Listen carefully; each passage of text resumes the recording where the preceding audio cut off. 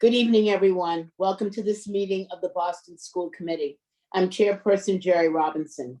The committee just returned from an executive session to conduct a strategy session related to the committee's role in the collective bargaining between its contractor Transdev and the United Steel Workers Local 8751.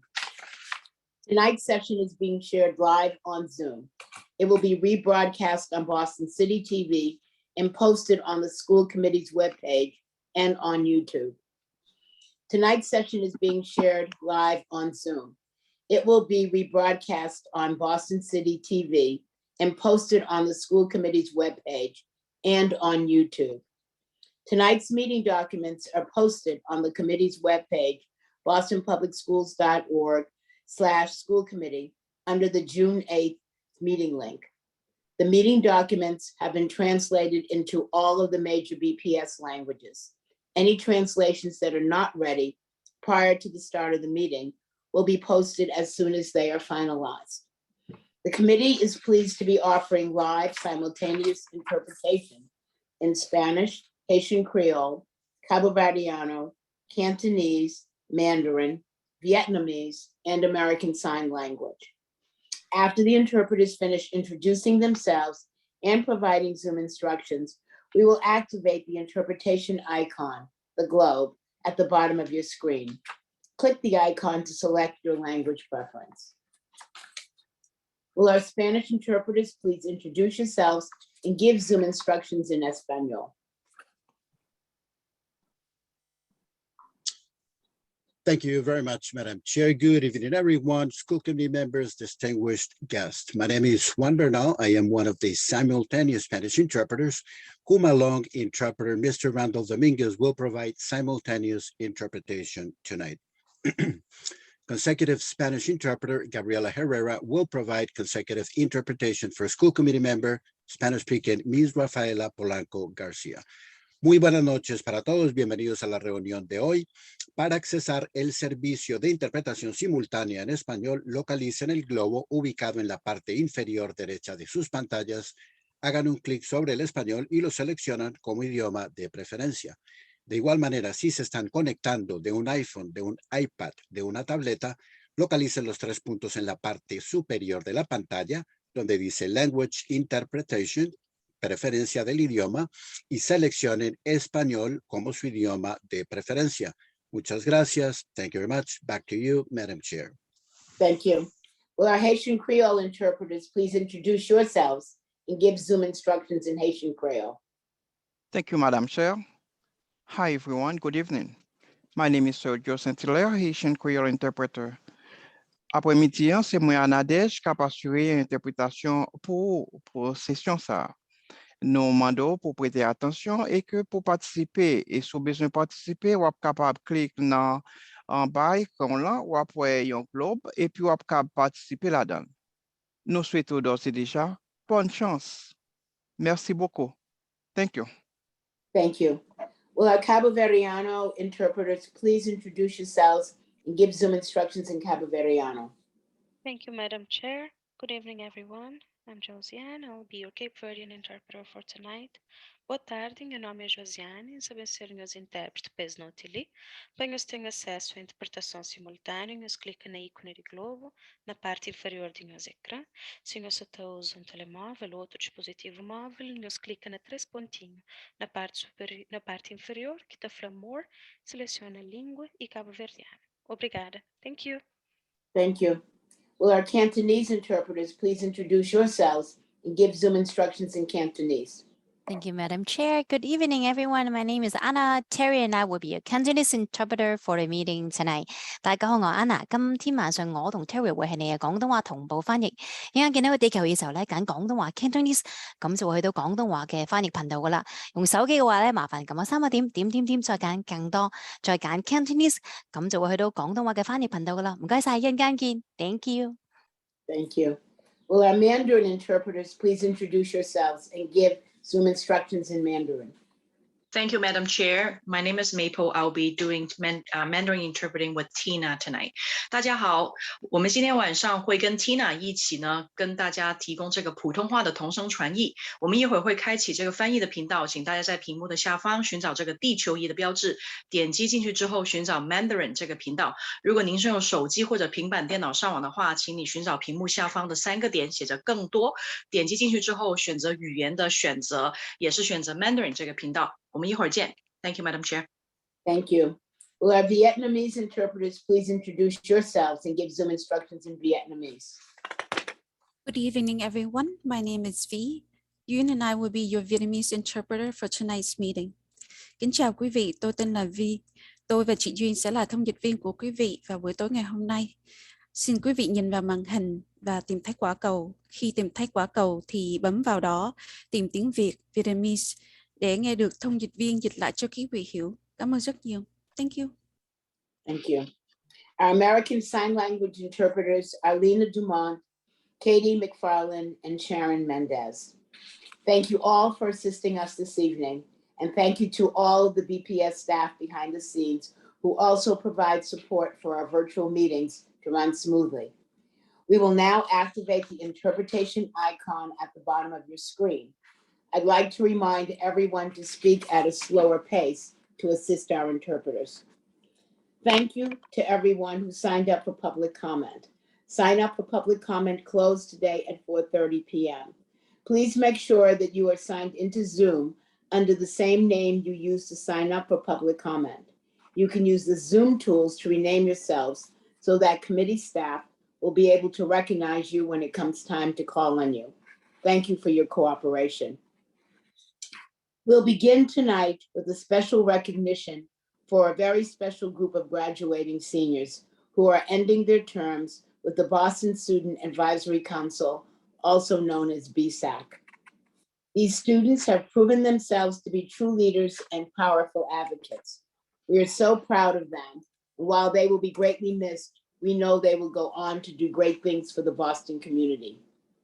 Each of you will be receiving in the mail a citation from the school committee and Superintendent Consilius.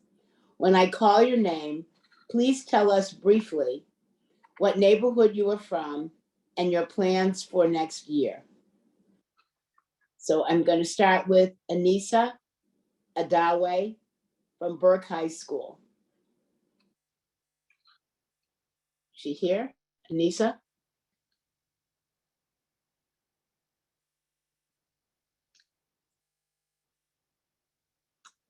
Is Anissa with us this evening?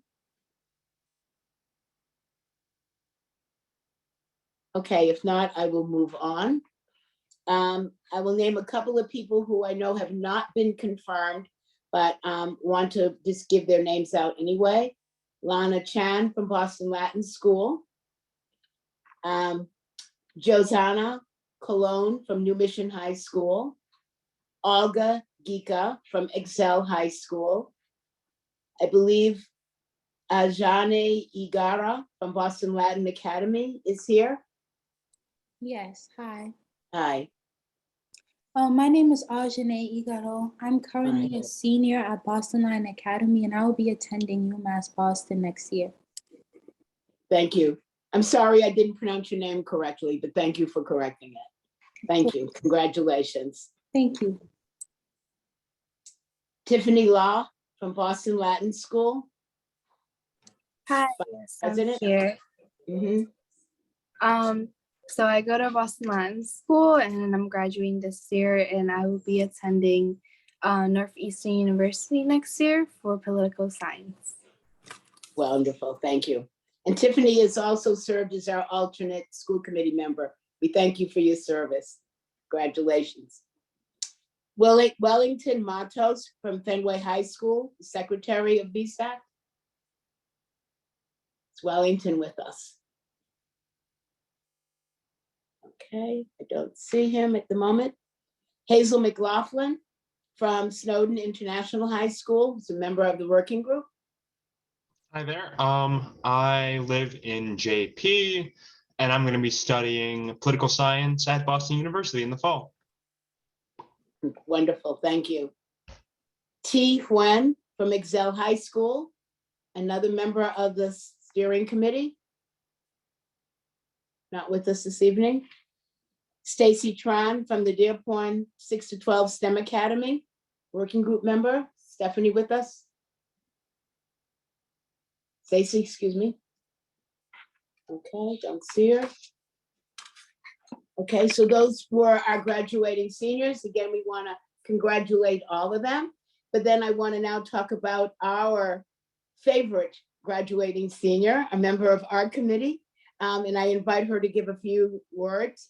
Ms. Syra Mercer, turn it over to you. Hello, everyone. My name is Zyra Mercer.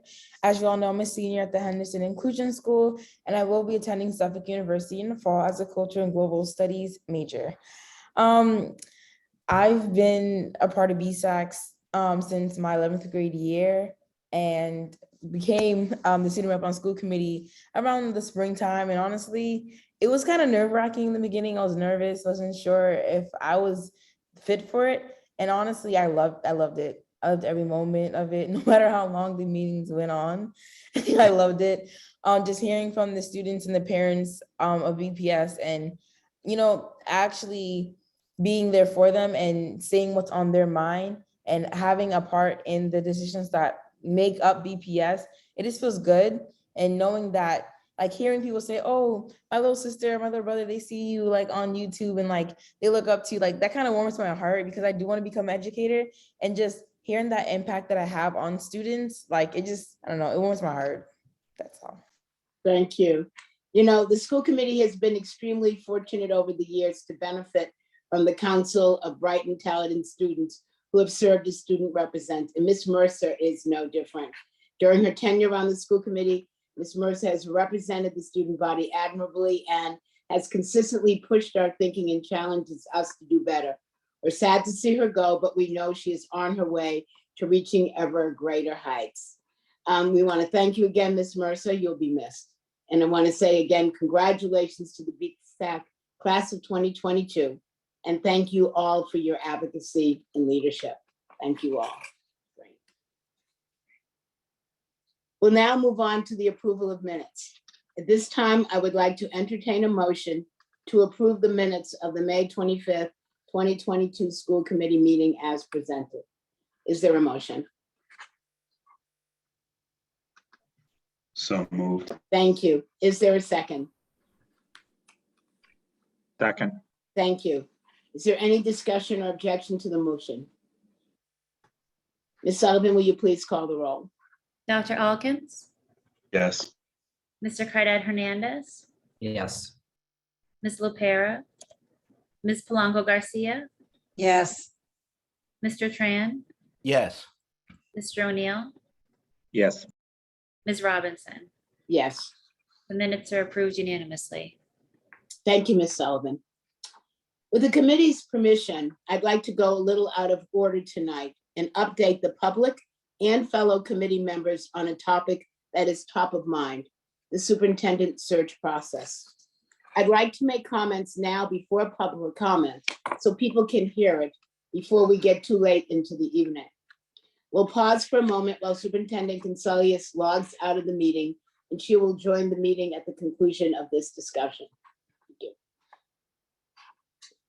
The Superintendent Search Committee met over 2 days this week in executive session to continue interviewing candidates for the position of superintendent. The co-chairs reported back to me this afternoon that the committee has completed this round of interviews and plans to meet again in executive session to continue this process. They remain on track to ultimately select 2 to 3 final candidates to recommend to the school committee for consideration once they complete their interviews and deliberations and allowing for background checking, verification of credentials, etc. Once they finish that and finalize their recommendations, the search committee will have completed its charge. Based on the feedback from the search committee co-chairs, we are hopeful that we will be in a position to publicly release the names of the finalists at some point during the week of June 13th or early June 20th.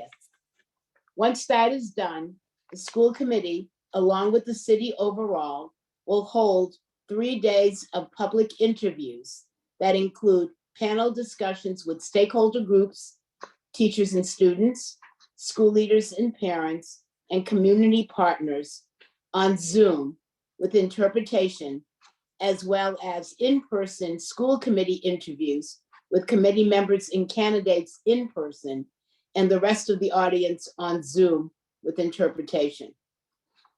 There are many moving parts to this process, and from vetting to do and search committee work to complete.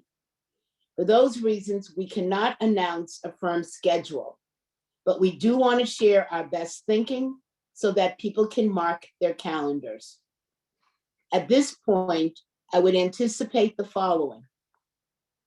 Once the candidates are announced, we anticipating holding public interviews the week of June 21st, followed by a final vote at a special school committee meeting on Wednesday, June 29th.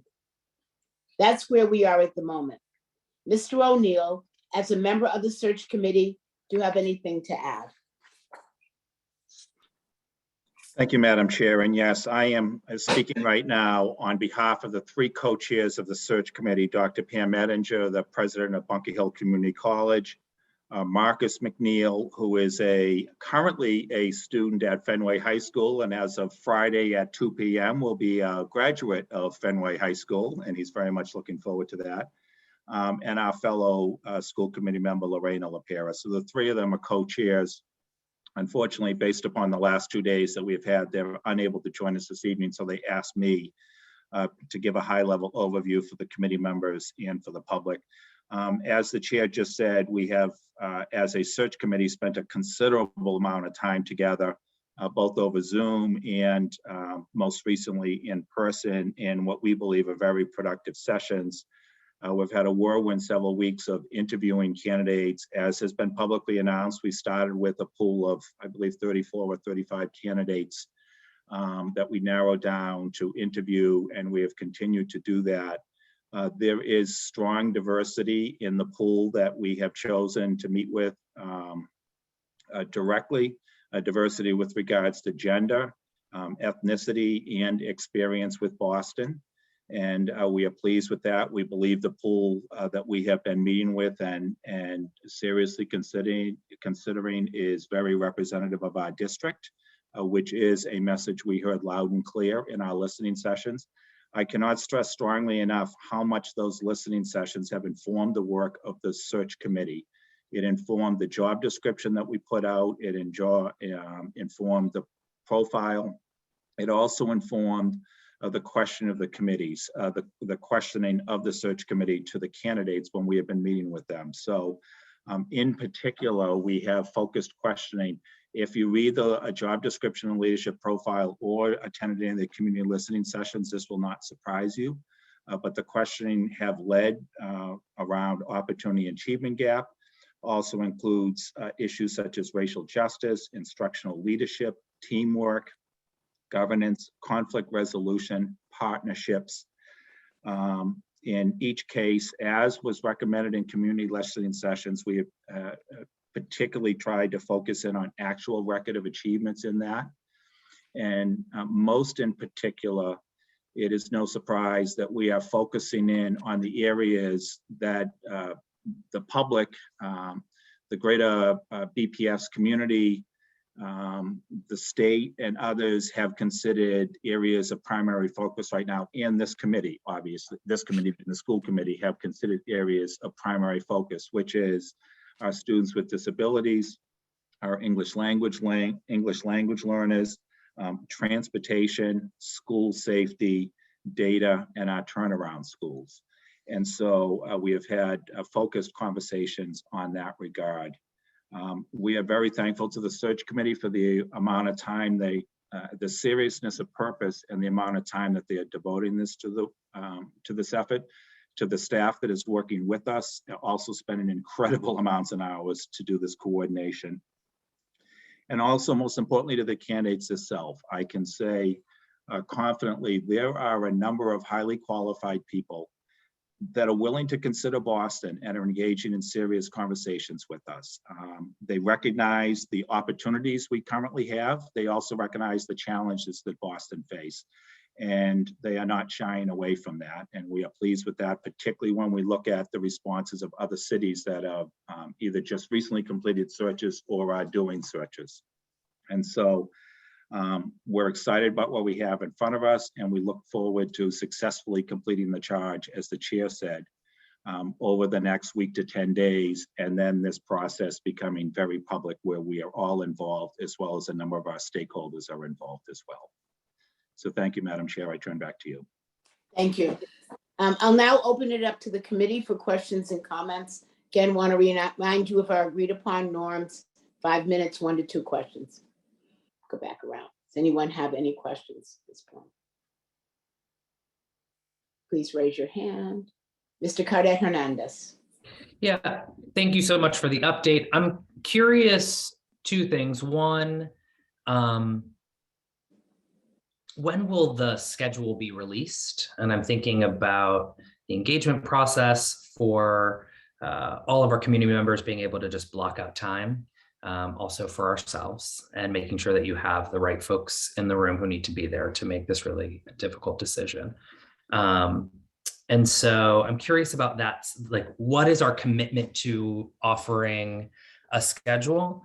And of course, I'm going to be the guy who will ask about sort of where we are in terms of our thinking around any sort of transitional leadership that we need for the system as we move forward. Mr. O'Neill, do you want to talk to the issues around schedule? Sure, Madam Chair. I believe it was in your initial comments. I think at this point you have just asked Ms. Sullivan to check with members to see the availability of moving the school committee member on the meeting on the 22nd to the 21st, as well as committee members' availability to do public sessions on the 22nd, 23rd, and 24th.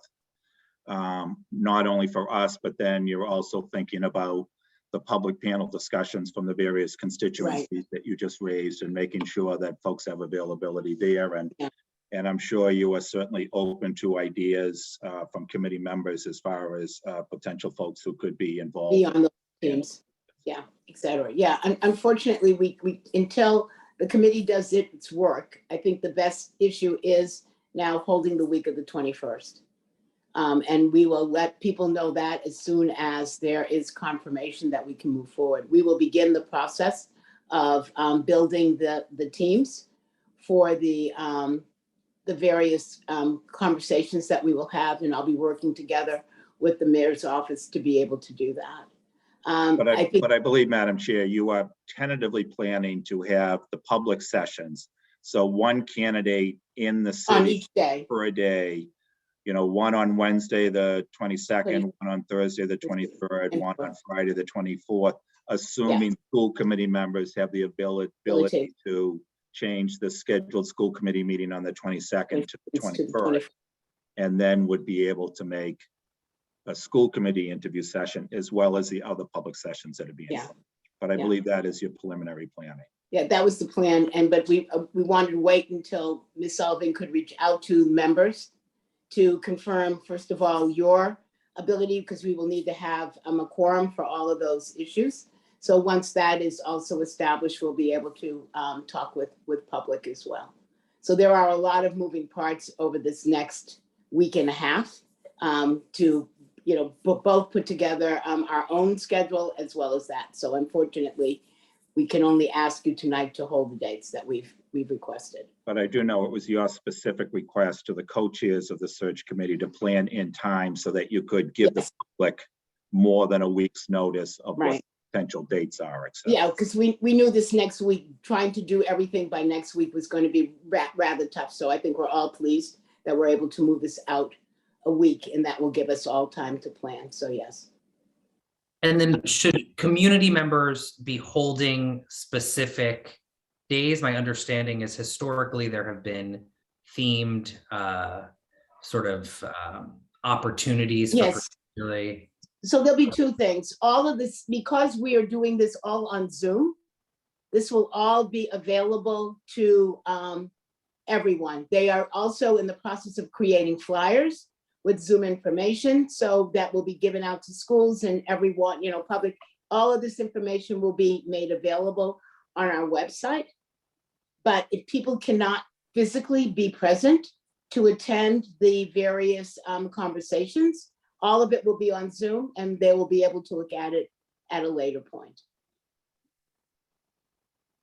So But only- Madam Chair, just to Yeah, go ahead. follow up on Mr. Cadet Hernandez, I think what you were trying to get at, I believe from what you were saying on the schedule is you anticipate, for example, one panel that is, I think you said, parents, what did you say, parents and school leaders, and another panel that is students and teachers, and another panel that is community people. So there'll be three public group panels as well as a school committee panel each of those 3 days. So each of the candidates will have that same schedule on their day, Tuesday, Wednesday, Thursday, or Friday.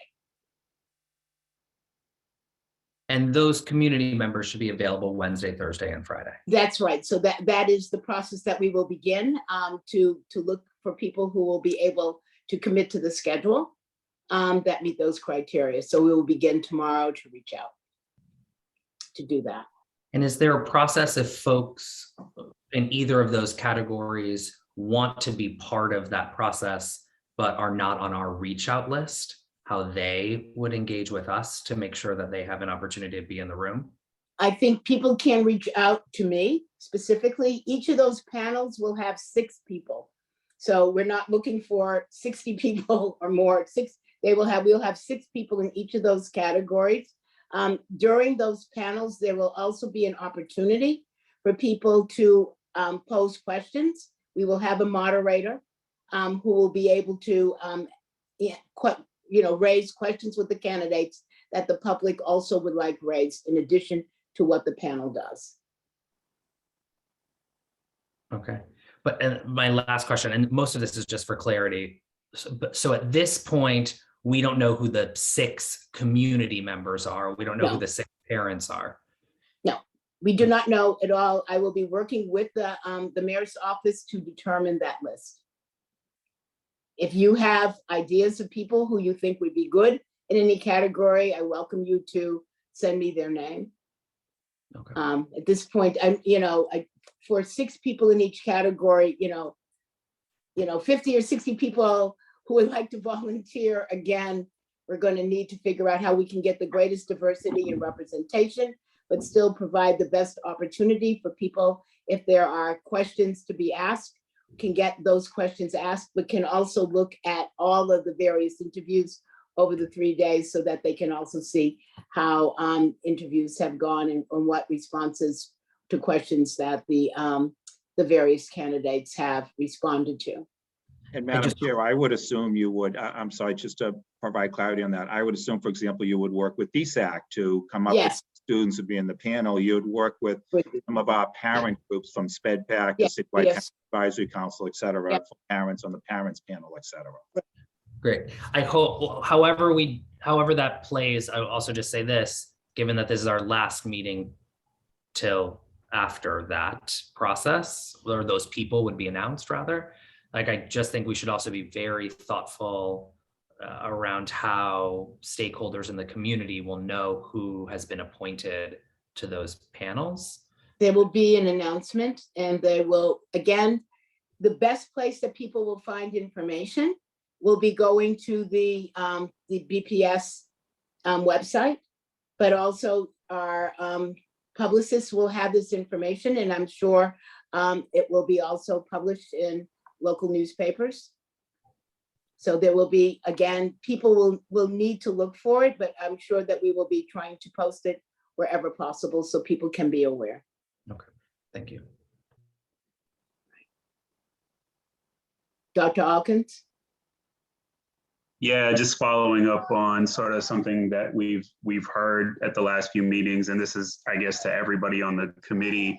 How are we thinking about the potential of an interim at this stage? And this is more for the sake of consistency to talk about how BPS is going to think about this. Sorry, child in the background. But how are we thinking about this? Because I imagine not just for the community's sake, but also for, our educators, our paraeducators, everybody in BPS, some level of what the next step is. Again, I am in conversation with both the district and the mayor's office around that. I think that we will have, again, a bit more clarity in this next weekend of how we will move forward with that plan, depending on what the outcome is of the search and where we are moving forward. But we have been talking about the clarity around if we have somebody coming in right away and whether or not their familiarity to district means that things will move forward, or whether we will need a longer period of interim. So those conversations are being talked about. We are looking at what is going to be needed in the most immediate future, and are still working on a longer term plan.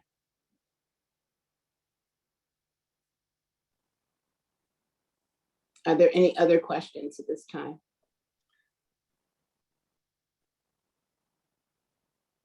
Mr. Cardet Hernandez. This is my last one. I just feel like it's been months of, and this is not just you, Chair. I know you're managing a lot of complexity outside of here. So I want to, thank you for the service and the hard work. But I'm just saying this, like I can't imagine what it feels like to work in the system right now and to keep being told that trust this process and you are not going to need clarity around who will be in command through the transition if it doesn't play the way that we are hoping it will play. And so I just feel like it's a level of, I'm sorry about this in the background, but it's a level of unnecessary disorganization. And I think, and I keep saying it, so I'm going to say it again. I wouldn't want to be running a school right now and hear this as our answer. I know it's outside of your control, Chair. And I know you're pushing, but I am offering empathy to folks who are in the system, because it seems really unfair for us to be driving a process this fast and still not able to figure out an answer this quickly as well for them. Yeah, I couldn't agree with you more. I have, as you well know, been asking about the same question since the very beginning of this process. There's a lot of complication going on in the district, as we all know. And so the issue is, not only are we looking for to name a person, but we need a person that would like to do the job also. So, and as we're working forward, we just can't snap our fingers and say, tag, you're it. So the issue is, as we are working through the DESE report and other issues, we are working with the senior leadership team and others to make sure that we can move forward on all the moving pieces that we know most critically need our attention. And hopefully by this weekend, we will have a firm answer to this issue. I am as concerned about this as you all are, and am also somewhat frustrated that we don't have a clear answer moving forward. But we must. As we are trying to get to that answer, we need to make sure that all the things that we do have control over, we can move forward on as we raise this question and look for the individual or the team that will be willing to help us take us over this part of the finish line as we move forward with a new leader. But that's all I can say at the moment. If I had a different answer for you and could pull out something magical, I would do that. That is not possible, but I am trusting and working with the district. We all know that this is a critical issue and are hoping that we're moving closer to a firm decision on those. Mr. O'Neill. Just to wrap here. No, one, thank you for that. And two, question if we or when we announce who would be acting or interim during the time of the transition, whether it's one day or a month, because we have to have a superintendent in our system. Is that something we vote on as a school committee, or is that just an appointment that's announced? I believe it will be an appointment. If I will double check that. As I said, I've never done this before, so I'm not quite sure legally what we have to do, but we will check on that and we'll get back to you with either answer. Thank you. Mr. O'Neill. You're on mute. Yes, 2 points, Madam Chair. I do believe historically that the announcement of appointment has traditionally been done jointly by the chair of the school committee and the mayor working together. I do believe also, and Ms. Sullivan could check for us, that the school committee does actually vote on it to make it legal, but as typically as interim, in this case, if we even need one, it would probably just be acting someone with the supervisor license for contractual purposes for a very potentially short period. The superintendent, I believe, is with us until July 15th. If it is needed, I also just want to particularly make sure as this conversation is happening, and I have great respect for the point that Mr. Cardet Hernandez raised about school leaders and others in the district. I want to also make sure to call out members of the superintendent's senior team who are working extremely hard right now, as is the superintendent who is going full throttle, but her senior team is often taking the lead in the conversations with DESE, for example, Dr. Eccleston as the chief academic officer, and others are working extremely hard. People are hard at work on summer. They're hard at work about thinking, the end of this school year, the summer, the ESSA programs, and already thinking about the opening of the next school year. So I just want to make sure to call out and give thanks to the senior executive team, I believe it is called, who are really very focused on continuing the work of the district, even as we have some transitions coming up. Thank you, Mr. O'Neill. Dr. Alkins. Yes, so to that point, how are interim candidates put forth?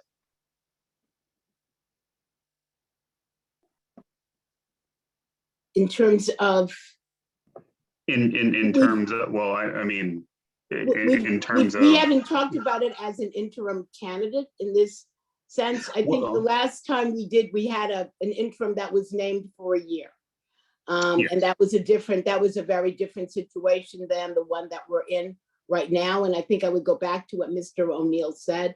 Right now, we are working on just the idea that this may be a short-term placement if we come to a conclusion in the next week. If that is not true, I think then we will step back and have a different level of conversation with the mayor and with the senior team to figure out what that process would be. Okay. Usually an interim is named for a longer period of time. I mean, in the district's history that I've been part of, interims have been a year or more. And from the very beginning of the search, they talked about wanting it to be quite expedited. We are still right on that schedule. So the hope that the outcome would still be that we would continue to be on that schedule. So whether we would need someone as administrative lead during a short interim period or not, otherwise we would have to go back and have a broader conversation about a long-term interim. But that issue has not come up because at this point that is not what appears to be needed. Okay. Just thinking ahead. Yep, I agree. I hear you.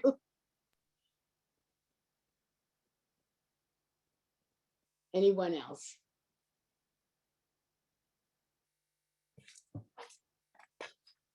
Okay.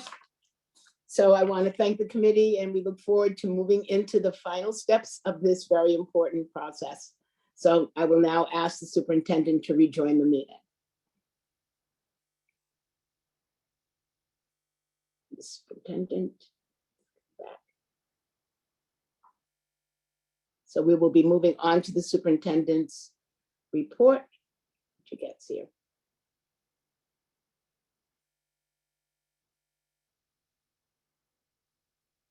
Oh, superintendent will be with us in a minute.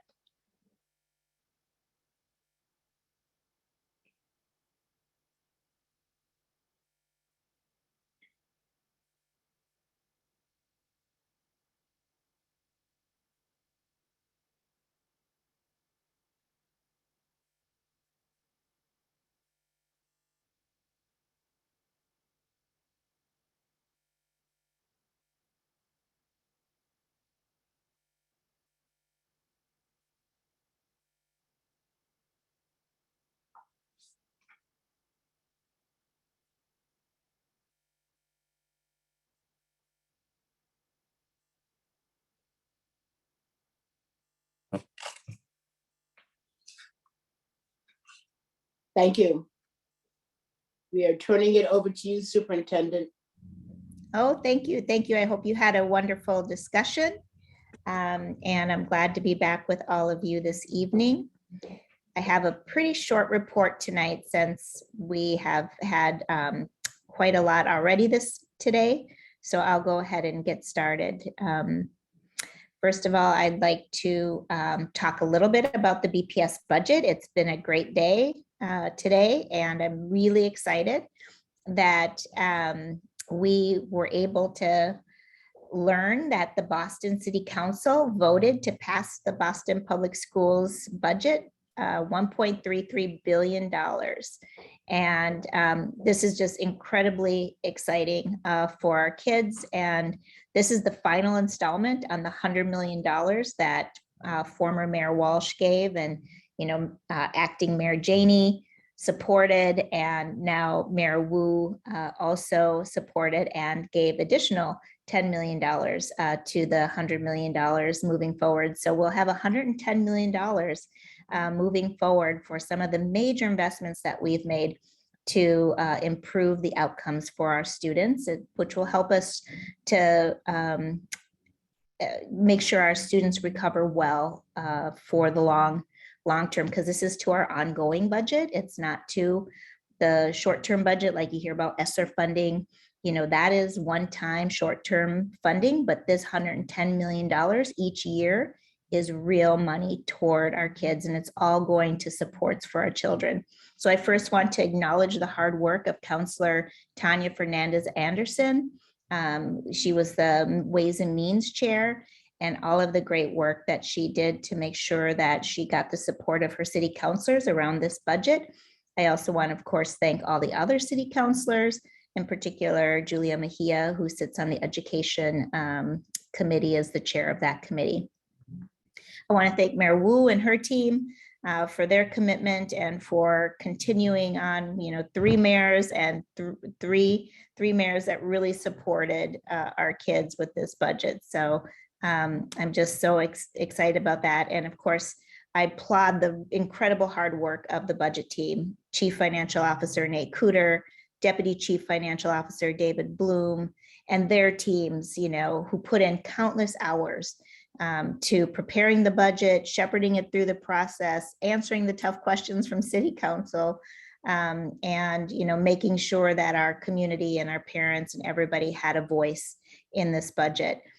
This budget was built on what parents had told me that they wanted to see when I first came and visited their schools and communities.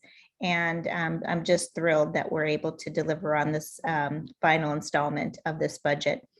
Our students and our families are obviously continuing to recover from the pandemic, and this budget reflects our shared commitment and our citywide commitment to providing the much needed student and family supports, for strong inclusive academics, more physical education, art, music, and academic enrichment opportunities. We added more counselors. We funded to support the implementation of our new graduation requirements. And we added additional psychologists at the national ratios. It's going to help us round out our hub school model, which we extended to 14 different schools, and also get us closer to our goal of a quality guarantee for every student. And I'm especially excited to launch our library expansion with 35 additional FTEs this fall. Literacy is our core focus, and having a licensed librarian in every school is essential to providing an excellent and equitable education. And finally, this budget also supports the recently announced Green New Deal for Boston Public Schools, a partnership between the BPS and the City of Boston that will ensure that our students have access to modern, clean, and welcoming learning environments. And I'm going to speak a little bit more to that later in my remarks. But I want to, again, just thank the City Councilor, thank Mayor Wu for their incredible partnership on this budget and for ensuring that our kids are getting what they need. Last week, I had the pleasure of attending the annual BPS Valedictorian Luncheon at Fenway Park with Mayor Wu and School Committee Chair Jerry Robinson, Mr. O'Neill, Ms. Polanco Garcia, Ms. LaPera, and Mr. Cardet Hernandez. We honored 33 of our high school students with all of their proud friends and families and teachers and their school leaders. The event was emceed by Callie Crossley and featured remarks from the mayor, myself, Chair Robinson, and Brighton High School senior Khadiza Akhter, who gave a wonderful valedictorian address. It was great to see all of the smiling faces as we honored these incredible students for their achievements. I am too beyond proud of every single one of them. And I'm excited to see what they'll do as they walk across the stage the next few weeks with the rest of their senior class. On the same note, I wanted to also make sure to mention that it is graduation season. I was excited to celebrate and honor all of our amazing seniors who are walking across the stage this month. These last few years have been incredibly challenging for all of our students, but they've persevered through it, and they've made it to this really important mark in their childhood and in moving into their adulthood now, or young adulthood. I look forward to attending as many graduation ceremonies as I possibly can because it just brings me so much joy. And just yesterday, I was able to attend the graduation ceremony for BCLA. So congratulations again, BCLA. I know Burke has their graduation right now, so they're probably throwing up their caps, and their families are just so proud of them, and we are too. So whatever our students are planning to do post-graduation, I want to remind them that to give it all that they've got, to live out their dreams, and that they make their mark on the world by giving back to their community. Speaking of summer, I wanted to remind everyone that it's not too late to sign up for some of our many opportunities this summer. We're again providing a series of programs for students across support services. That includes academic recovery, some acceleration initiatives, enrichment activities, some mental health supports, and also jobs and internship opportunities. These programs are school-based, partner-based, and activity-based while serving all of our neighborhoods throughout Boston and offering a mix of in-person and remote opportunities. You can find more information and a full list of summer opportunities available to your students on our website at www.bostonpublicsschools.org/summer. Don't miss it. I'm excited to announce that nominations for 2022 Educator of the Year Award are now open. All BPS stakeholders, including teachers, administrators, paraprofessionals, school staff, students, families, community members, and partners are invited to and encouraged to nominate exceptional educators to honor their devotion to their work. Our educators have been through a lot over the course of the last few years, and they deserve every bit of appreciation that we can give them. So please visit our website at www.bostonpublicsschools.org/EOY. There you'll find the nomination form and you can complete it. It is available in all 10 BPS languages. Nominations will close July 31st, 2022. So I'm sure I'll give you another reminder. Now that I've shared a few highlights, I want to dive into a couple of updates I have for you this evening. A little while ago, we shared a letter with all BPS families and staff announcing that the Boston Public Health Commission has advised that beginning on Monday, June 13th, masks will no longer be required inside the BPS buildings, regardless of vaccination status. This decision comes based on sustained downward trends in COVID-19 cases and hospitalizations. While masks will no longer be required in our buildings, it is important to note that they will remain optional for students and staff who would like to wear them. Masking is an important tool in keeping our schools and broader Boston community safe, and therefore any students, guardians, or staff who choose to continue to wear their masks will be supported in that choice, and we will continue to provide them. We will continue to provide access to vaccinations for all our students and staff across the district as well. This is a significant milestone for the district and for the entire city, and I want to thank all of our staff for being on the front lines and our families and students for their continued support and partnership in ensuring our schools were safe and are safe and healthy in learning environments. I do understand that there are some families and parents who would like us to continue to mask, but we are going on the guidance of our Boston Health Commission. And it is our opportunity to be able to, at this time, because of the downward trends, lift the masking requirement and mandate, like most other schools across the Commonwealth and across the nation. I'm going to talk a little bit about the Green New Deal. As you are aware, on May 12th, Mayor Wu announced a $2 billion plan to overhaul BPS facilities, including new construction and renovation projects, as well as district-wide upgrades. As a reminder, members of the public are invited to review the public building dashboard made available online on the Green New Deal website. As part of the plan, investments have been made toward hiring new staff members to support execution of the Green New Deal. And we're excited to report that the hiring process is underway. In addition, the Green New Deal plan also includes a proposal to combine some of our smaller school communities to form 2 campus schools. We've begun conversation with those school communities, and I want to remind everyone that these are just proposals at this time. There are a lot of details we will need to figure out over the coming months before formally bringing these proposals to the school committee next fall. We believe these 2 campus schools will provide the quality guarantee that all our students deserve. These schools would allow for more efficient building operations, free up resources to reinvest in schools, expand enrichment opportunities and academic opportunities, while also producing stronger student outcomes. We know that any change, it can be difficult and it can be hard.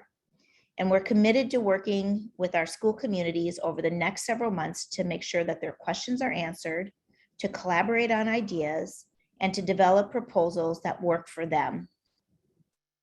We'll be coming to the school committee later this month to update you more on all of the Green New Deal information for BPS projects, and we will formally bring the 2 campus school proposals to you in the fall of next school year, after several months of our engagement process and doing the racial equity planning tool. I want to give just a short and brief report on DESE. I know that you've heard from multiple news outlets reporting that DESE shared a draft agreement for the City of Boston and BPS to sign. That is true. Mayor Wu and her team had received that, and they have been collaborating with BPS and my team to respond to the DESE proposal and to ensure that it is focused on our academic and social emotional learning of our students.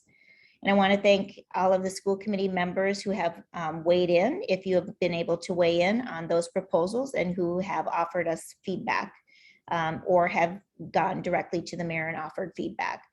Recently, DESE hosted senior leaders from BPS and the mayor's team at their headquarters to discuss the 2 proposals. The discussions were collaborative and productive. I expect that we will have more to update the community on in the next several weeks. I also expect that any agreement we come to will focus on specific areas that they believe we need critical improvement on, such as special education, transportation, and data data integrity, among other things. While I remain proud of BPS and all of the work that we implement every single day, I also know that there are significant areas where improvement must be accelerated through transformational action. I'm confident that a path forward is one in which we will engage, and we will do that with a focused and strategic partnership with DESE. Excuse me. There's pepper in my throat, I think. Lastly, I want to address what Dr. Elkins has brought up as a concern, as well as many of you, around some of the concerns that are brought up in public comment and how we handle those. I want to first say that the concerns made are usually already known by us and to the district, and we usually have already taken some action in order to get into compliance with the protocols, or to review some of the allegations that are being made, or investigate the facts and take appropriate and remedial action if necessary. Although sometimes things are brought up in public comment that are new to our attention, and we want to be sure that we take those seriously and that we follow up on them. And so the team does do that. Given that there were allegations in specific allegations last week to conduct by BPS staff members, and such findings and action steps are confidential personnel information, I cannot share any specific information at this time about specific allegations against staff members, but I do want to state that when we do receive concerns or allegations during public comment regarding any of our students or staff, we review those allegations, alert the appropriate departments or personnel of the allegations. Usually an investigation is conducted, if not fact-finding.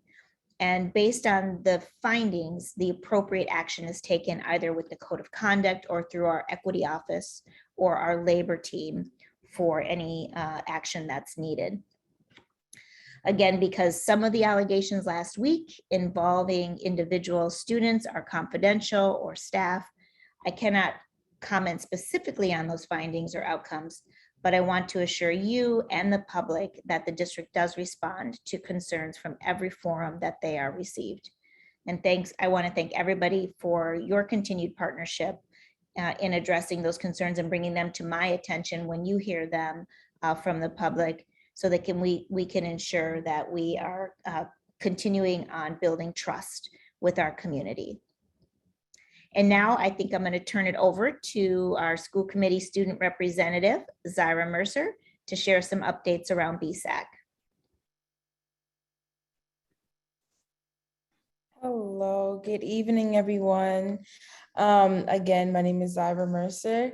So Boston School Committee and BPS community that are tuned in today, I would just like again to say my name is Zyra Mercer, and I've had the honor of serving on the Boston School Committee since around the spring of my 11th grade year.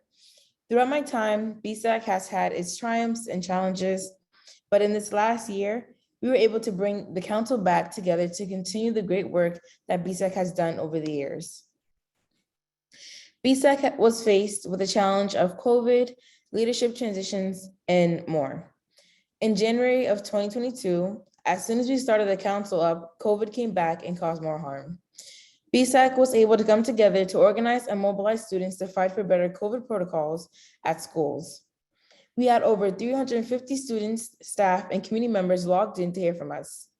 Some BSAC highlights from this year are: we were able to get the council going with about 31 active members.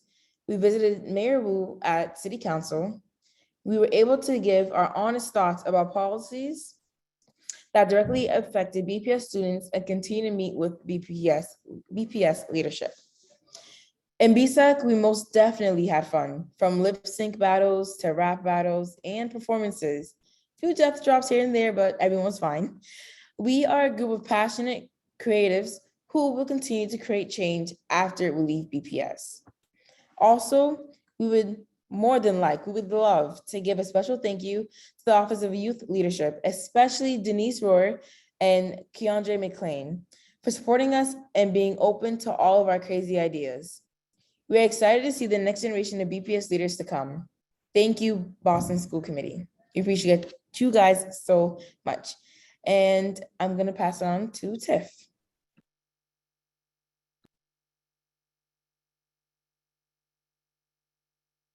You're on mute, Tiffany. Sorry. Good evening, everybody. And just like Zaira, I've tuned in as a student representative like throughout this year, and I've greatly appreciated this opportunity that I was given to present the voices of students. I've been on BSAC since I was a freshman and stepped through all the ups and downs that we have faced, and I'm very proud of all the BSAC members that pushed through the challenges our program has faced, and of course, the COVID-19 pandemic. BSAC was faced with so many challenges through year, but ultimately we have risen above all of them and conducted many projects, as Zaire has stated. We are proud to represent the students of Boston, and we are grateful for the opportunities we are given to improve the city with the city officials and our school district. We are ultimately thankful for all the staff and students that have supported us along the way, from the alumni, past advisors, administrators, and more. And ultimately, we thank the Boston School Committee, and a special thank you to Denise and Keandre for supporting us students and putting up with our answer.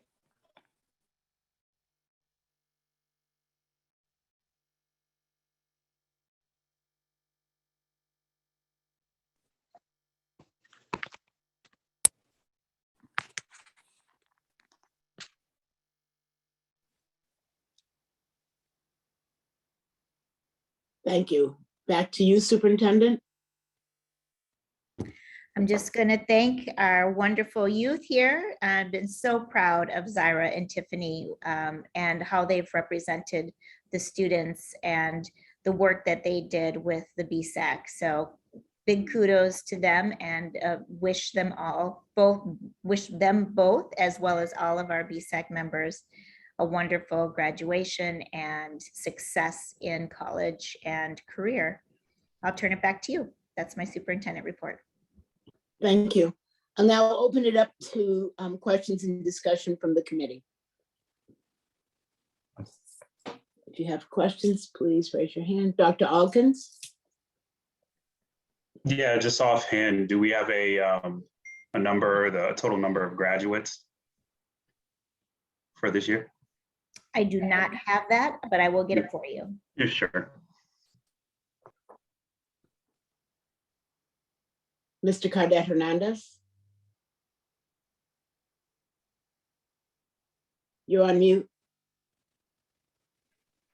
Thank you. It will never get easier. One, thank you so much for the updates. So many exciting things happening. I'm going to ask a question about the process with DESE. To your point, Superintendent, it has been great since our last meeting to be able to engage in the process in different ways. And I just want to honor that that's happening on multiple levels.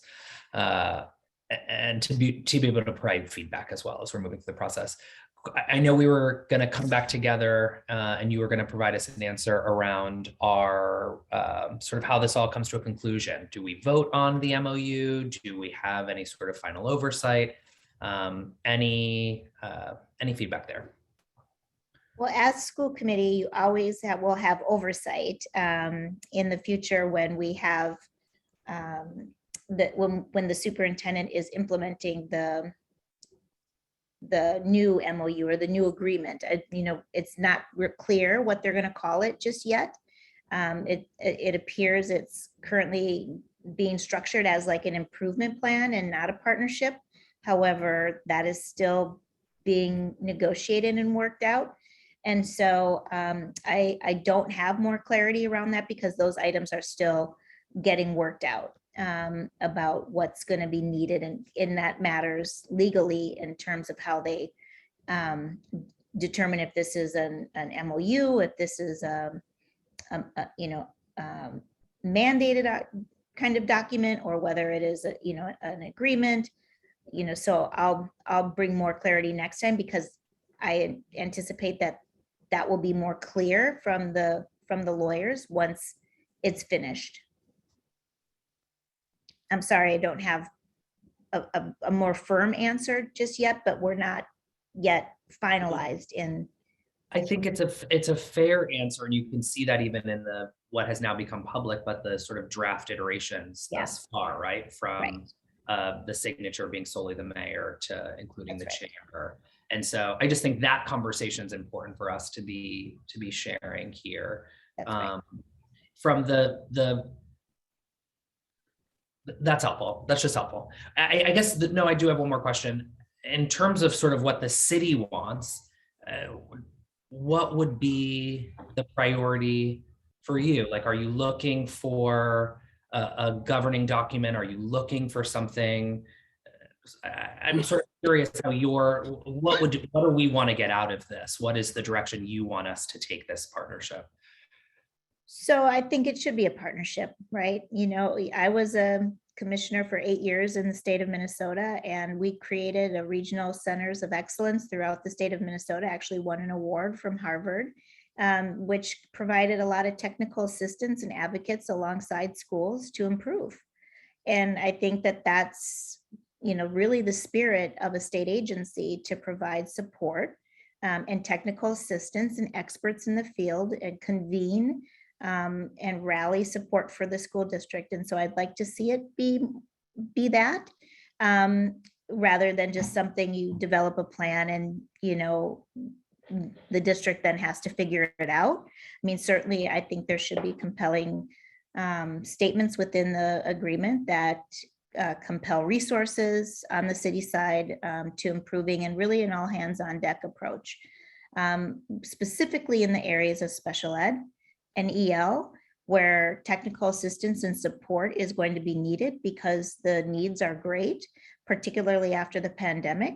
And so I think that that's going to be 2 areas in particular. In transportation, we've done a lot of work already operationally. If we were fully staffed, our buses would be not dropped. We wouldn't have dropped routes, and they'd be running on time. So labor is going to be a huge one, and they could also help with that and rallying, helping us to get drivers for our buses as well. So, you know, I think that there's some things in there that have a lot of promise. Thank you. I do too.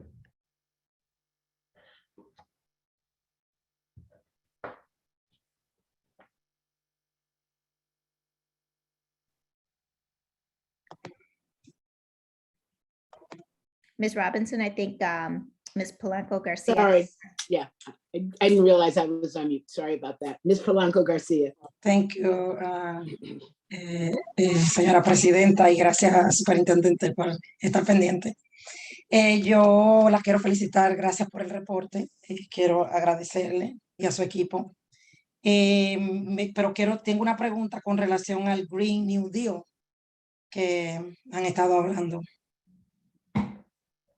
Thank you, Madam Chair, and thank you, Superintendent, for your report. I want to congratulate you and your team for your excellent work. But I have a question about the new Green Deal, something that you've been talking about. Sabemos que hay, se hizo el anuncio público el 12, ¿verdad? Y estaba tengo entendido que está la Chao con la Taylor, Clap Russell, y me llama mucho la atención que incluso las Honor son escuelas donde se ha tomado la decisión de extender el 6º grado. I'm very surprised with the announcement that was made public on the 12th, and you put together some schools like the Shaw and the Tyler and other schools, even the Sumner, who are trying to extend to the 7th grade. Entonces, los padres de estas respectivas escuelas ya habían dado por hecho que el distrito comprometió a esto. So the parents have seen that even the district is compromised with this. Entonces yo quiero saber qué visión a largo plazo tienen con la fusión. Esa es la primera pregunta. I want to know, the first question that I have is, what's the vision long-term with these mergers? So the vision long-term for mergers is that they are two campus solutions for schools. And that creates some efficiencies. It allows us to have more programming and enrichment opportunities at the schools when they're a little bit larger in size. And that's what we're trying to get toward with the quality guarantee, so that every school is running efficiently and also provides all of the similar and same enrichment activities and coursework and support services for families. And that becomes really hard to do when you have schools that are much smaller. And it's my hope that with the Green New Deal, we'll be able to build a little bit larger schools that are brand new and merge schools into those brand new schools over the next 10 years and, you know, just build more state-of-the-art schools for our students.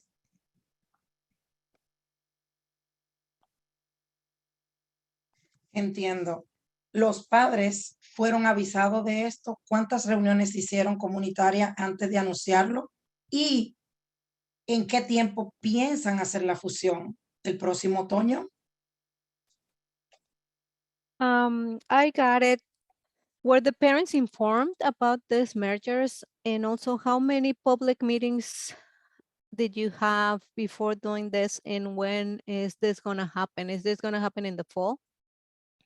Yes, so the vote will come in the fall, but the way the process works is we bring forward recommendations from our team based on enrollment patterns, based on what type of staffing they have around the quality guarantee, and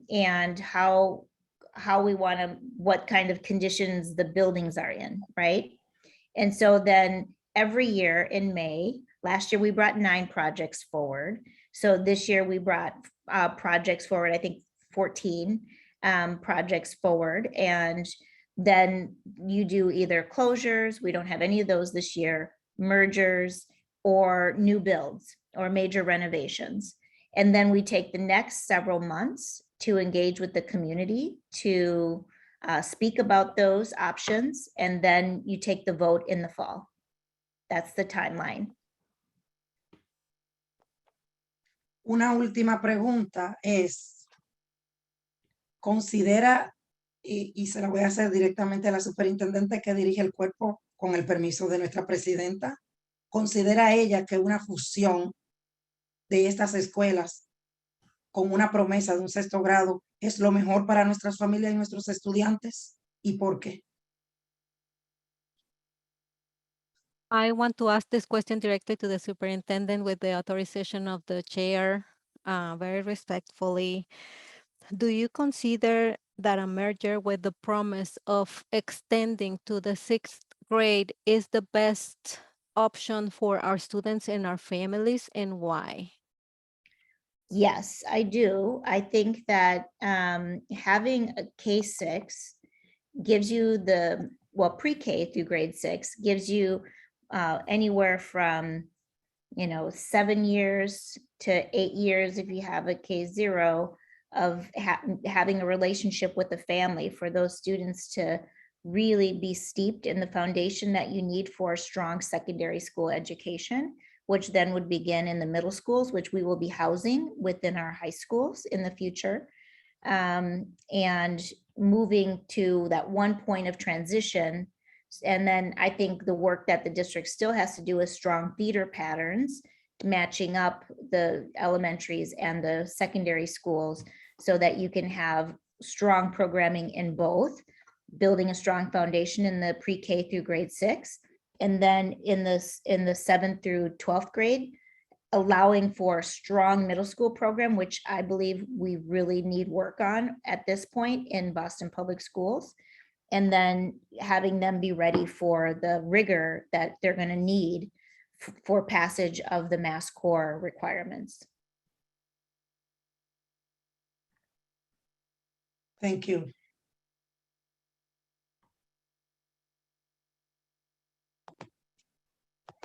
Thank you, Superintendente. Thank you, Jerry Robinson. Señora Presidenta, quiero hablar un poquito bien rápido sobre las mascarillas, el uso de mascarilla, que por el anuncio que ella nos dijo. Thank you, Superintendent. Thank you, Chair, Madam Chair. I want to ask really fast about the use of the masks, as you were mentioning. Se había anunciado anteriormente que habían una lista de escuelas que iban a tener calidad del aire, que se le iban a instalar nuevos filtros. Pudieran decirme la lista de esas escuelas que ya tienen, tomando en cuenta de que se va a suspender el uso de mascarilla. ¿Podría yo saber cuál es la lista de escuelas que ya se ha tenido reparación y que han tenido nuevos filtros adecuados y calidad del aire en estos momentos? You had said previously that you were going to work in the schools to improve the air quality and to include filters. And I want to know, due to the removal of the requirement of the use of the masks, can I have a list of the schools that have already had these improvements in the air quality and the filters? We can that's online, but we can certainly make sure that you have access to it. We also have a data dashboard because we put air quality sensors in every single school and on the top of schools so that we can see the outdoor air quality as well. And so that's in place. All of the air purifiers are still in the schools. We replaced the filters, the filters on the filters regularly and on the manufacturer recommended time frame. So those get replaced. And we've gotten our windows fixed. So now the weather's really good. So teachers will open up the windows as well. So using the air purifiers, opening the windows and monitoring daily the air quality is something that we're doing to mitigate air quality. But we'd be glad to get you the list of the schools that have HVAC systems. Thank you so much. And air conditioning is currently going in. I know there's been a lot of questions about that. So air conditioning is currently being installed. It was, I hope it'll be done by the end of the calendar year. Most of the delay is not about the air conditioning themselves, the units themselves. It's about all of the electrical work that has to get done and the window retrofitting that has to get done in some of our older buildings. And the racial equity planning tool was used to prioritize those schools. Okay. Thank you. Are there any other questions? Mr. Cardet Hernandez. I may have missed this because I'm sure, as you can see, like my son is home from school and is incredibly excited to share stories with me, so he continues to interrupt tonight. But so I apologize if I did. Two questions. One is a follow-up from Ms. Polanco Garcia, and the question is also just focused around the merger strategy. I know historically here, if I understand correctly, the way that we've done mergers like this is they're sort of what I call like an overnight merger, like we do this all at once and we marry the schools. Is there consideration in the planning around a phased in approach and thinking about a different way that might also meet some of the needs of the families and the students and their concern around sort of rapid change, but also allow a shift in how we're thinking about the enrollment patterns to a new school? I'll start with that question first. Yeah, I mean, this is what those 3 months is for, right? To identify problem areas, work with the community, and then bring forward a recommendation in the fall on what that would look like. Easy. I think that's helpful for folks to know that we have that runway to do that, and also to think differently around solutions and compromises, even if they're options that we haven't delivered on before. My second question is focused on summer programming. And I know there were some top lines there, and I don't know if we're going to have this conversation later, but do you have any updates for us around registration numbers and where you're seeing opportunities and real areas of growth, and also where we might be seeing challenges and where you'll focus recruitment for particular programs? So we gave our big update last school committee meeting. However, I'm happy to report we're up over 5,000 who have registered now. I just got that number this evening from Chief Snyder. And she's also going to survey families and start calling families, particularly those students who have success plans, to make sure that they have a summer plan. So she informed me that they will be doing that as well. Copy. Are there anywhere where the system's focusing that seems like we're experiencing under enrollment, or are we on target in all of the programs? I'm not sure if Denise is on the call this evening and can speak to any under enrollment. If there's any areas, any grade levels or any areas that you're seeing. Yeah, hi, thank you. At this point, we really feel very much like we're on target. We just met with the summer work group today and all the departments reporting in, and there are no concerns about where we are at this point. So that's really exciting. People feel like we're on track or ahead of where we were at this time. And probably still important to come back, in another meeting or two and keep checking in on that. But people feel very excited about where we are right now.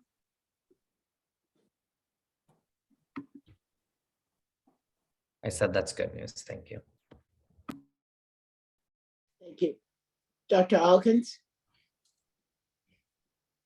Yes, this is just a follow-up to the Green New Deal announcement. I know that letters were sort of sent. Do you guys have a general sense of what the reception has been in regard to the school mergers? Just a general sense. Yeah, so there's been letters and meetings with the communities, and I know Megan Costello is on the call. I think the general sense is, as would be any kind of change in a school, is just some trepidation. And of course, as we still work on our trust with our school communities to be fully transparent, parents have a lot of questions and they want assurances as we start to talk about these different options. And so we just continue to meet with them. We have met this week. I met with the Build PPS team, which is now the Green New Deal team. And we started to map out the community engagement for these projects. Also, what's going to be happening alongside that is the 2 studies that are going to be done around the academic pathway work, as well as the building utilization study. And those 2 studies will deliver to you all in about 12 to 18 months a really comprehensive plan, which is going to, I think, deal with this transparency issue with our families around what buildings, what condition, when they can expect changes at their building, how they advocate, how they're involved in these decision makings. And so I think that's going to be really exciting work over the next 12 to 18 months, alongside kind of this more immediate work, which is, talking to these 6 schools, because there are additional schools that will come up that will need to close. There are additional schools that will come up that will need to merge. And so, but that will be done transparently. Now, I want everyone to know, like, whenever you suggest a merger, there's kind of like, where did this idea come from? Why is it just coming out now? It has to come out at some point. The recommendations have to come out at some point, but they'll be based on years of study around the condition of our schools, the serious engagement that's going to be done in the next 12 to 18 months. And so it won't be as much of a surprise to people who are paying attention to these things, because we will be over communicating over the next 12 to 18 months with this community engagement process around the Green New Deal schools. Yeah, and I mean, just as a follow-up to that, and this is certainly something to speak to offline, is I'm actually curious as to how sort of the explanation to the community around sort of the use of the racial equity planning tool in this process has been communicated. As we talk about the inequities and the disparities, particularly how communities are understanding the use particularly of that tool, because it is something that we've used a lot just in our meetings and in language. So I just want to make sure that that's also clear for the Yeah. community and the tools that we're using. I think that's a really good point, Dr. Elkins. And I think, there is a racial impact statement that we make to you all with anything that we bring forward. But then there's also this process that we have called the racial equity planning tool. And it's a process of looking at data. It's a process of stakeholder engagement. It's a process of addressing the impacts that we see and mitigating those impacts. It's not that anytime we do something and we go through a racial equity planning tool that, that we don't find, any inequity. We often find inequities when we use the tool, but then it's the process afterward to say, we know that this inequity exists. What are you going to do to mitigate the inequity if you have to still move forward with that decision? And so I think that we should probably, it would be great, Madam Chair, to have a future meeting on the racial equity planning tool and really walk the community through what that is. And we could do that at the CERT on a Friday, but I think it'd be really good to do and maybe get something up on the website too.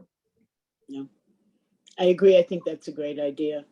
I have a Probably couple of, something to do yearly, right? I mean, yeah. Yeah. just so people can be reminded, because I'm sure it's probably done, it's been done before, but I think it's always good to continue to remind as a Yeah. point of over communicating. Yeah. I sat in on all 6 of the meetings with the communities that were being proposed for merger. And I feel a mistake that we often make is, even though there may be lots of conversation going on amongst those that are planning, this is new news to school communities. And sometimes I feel the conversation begins in the middle of the process and not in the beginning. So for many communities, and schools are communities with all of their flaws, but they are their communities and often do not see the need to change their communities, and their community as they know it feels threatened. And what I feel we have not done as a district is to take a big step back to look at where are the inequities in our district overall, and why we are coming to these conclusions. I have asked multiple times that we really talk about soft landings. Soft landings went from 4 million to 50 million. Yeah. And people need to understand what those soft landings are. They're like a ton of bricks. $50 million is not something the district is going to be able to come up with year in, year out. And if we don't understand that soft landings are really filling in the gaps where our schools, to help pay for essentials in schools, not for additional, things, but just keeping our doors open in some cases. Yes, it's also paying for, social workers, et cetera. But on the school side, we need to be honest with folks. I'm hoping one day we will be able to honestly say schools below a certain number are not sustainable, so that people understand why we're even having these conversations. Plus, the fact is that, and sometimes it feels like a forced marriage or a mixed marriage, because schools have very different kinds of programming within them, different philosophies, different focuses, and again, have not had any time to think about, well, what does this mean when we come together? So I really hope that we will do some major overall explaining to all of our school communities before sort of diving in and focusing on communities, so that, as a system, we are better understanding what we have and what we need and what our options are. Yeah. Because I'm not saying it's not a worthy idea, but I felt the pain of those families. I mean, and there was in one conversation when I even could say to myself, so where is the benefit? And I know we can't afford to continue to have small boutique schools. They're wonderful. They're not sustainable.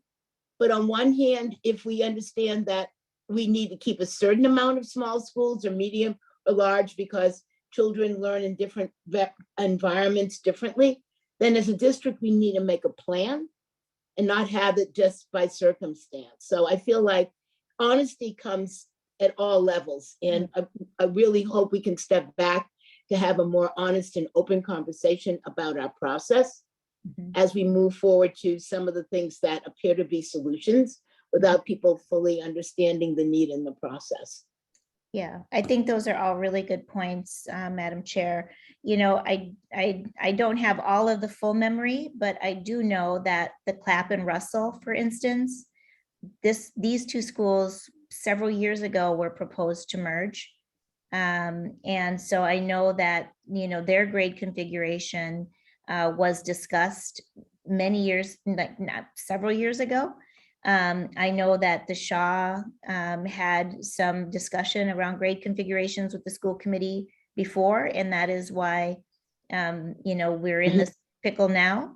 And so I know that that was discussed with them. So all of these schools, and then the Philbrook and the Sumner, we talked with them about the sixth grade solution and merging the schools. So it wasn't new information to them that, we were thinking about this. And it was discussed as part of the Irving closure. When I first got here, it was being discussed in 2019 prior to the pandemic. It was talking about which schools would merge when the Irving closed because they were taking middle schools off. So Yeah. I don't think it's that it was a surprise to these six schools that something might get proposed because things have been proposed in the past around their grade configurations or their size. However, I do think that there could be better solutions. One of the things I had talked with Nate Cooter about a year ago was looking at schools and being able to predict declining enrollment and, having like a watch, where you do soft landing the first year when you start seeing declining enrollment. And then the second year, you start putting in major supports to that school to market it, to see if it can be viable. And then you give them the warning the year after, and then the year after you close. I think you need some sort of off-ramping of schools that are having continuing declining enrollment, and that way then you have that continual dialogue. So I'm hoping this 12 to 18 month process we'll be going through will identify some of those other processes around the engagement pieces and the support pieces that need to put in to see if you can make a school viable prior to closing. Thank you. There are any other questions before we move on? Madam Chair, can I add a little bit to what the Yes. superintendent has been saying? Because I've been helping to support this work along with Chief Alvarez and Chief Snyder. I think one of the things we've heard from the school committee and the community a number of times is we have to act with urgency. Our kids deserve better facilities, better academic experiences now. And so, the proposal with the Green New Deal is a major investment of $2 billion, but it is just the beginning of that work that is needed. And part of that work is this combination of these two campus schools that we're talking about and combining school communities. And why we went to them first, right, before talking about them publicly, was because we wanted to bring this proposal to them.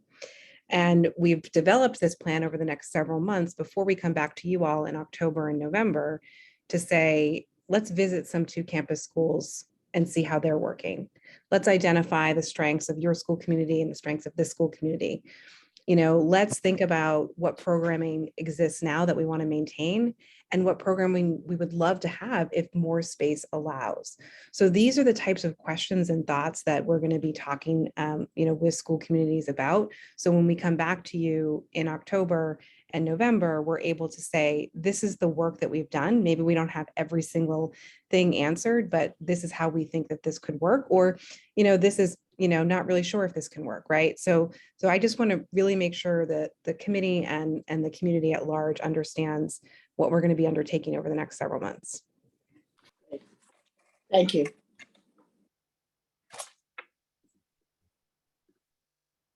Mr. Cardet Hernandez. This is my last one. This conversation I think is really helpful. I think what would also be really clarifying and for all of us too is as exciting as the announcement around the Green New Deal is and the benefit it will have on kids and to your point, the urgency we need to move in order to create solutions now. I think what would also be helpful is like a really clear frame around the timelines that folks can expect and the sort of phased approach of what will happen as we begin to make meaning of these resources and then also plan for execution.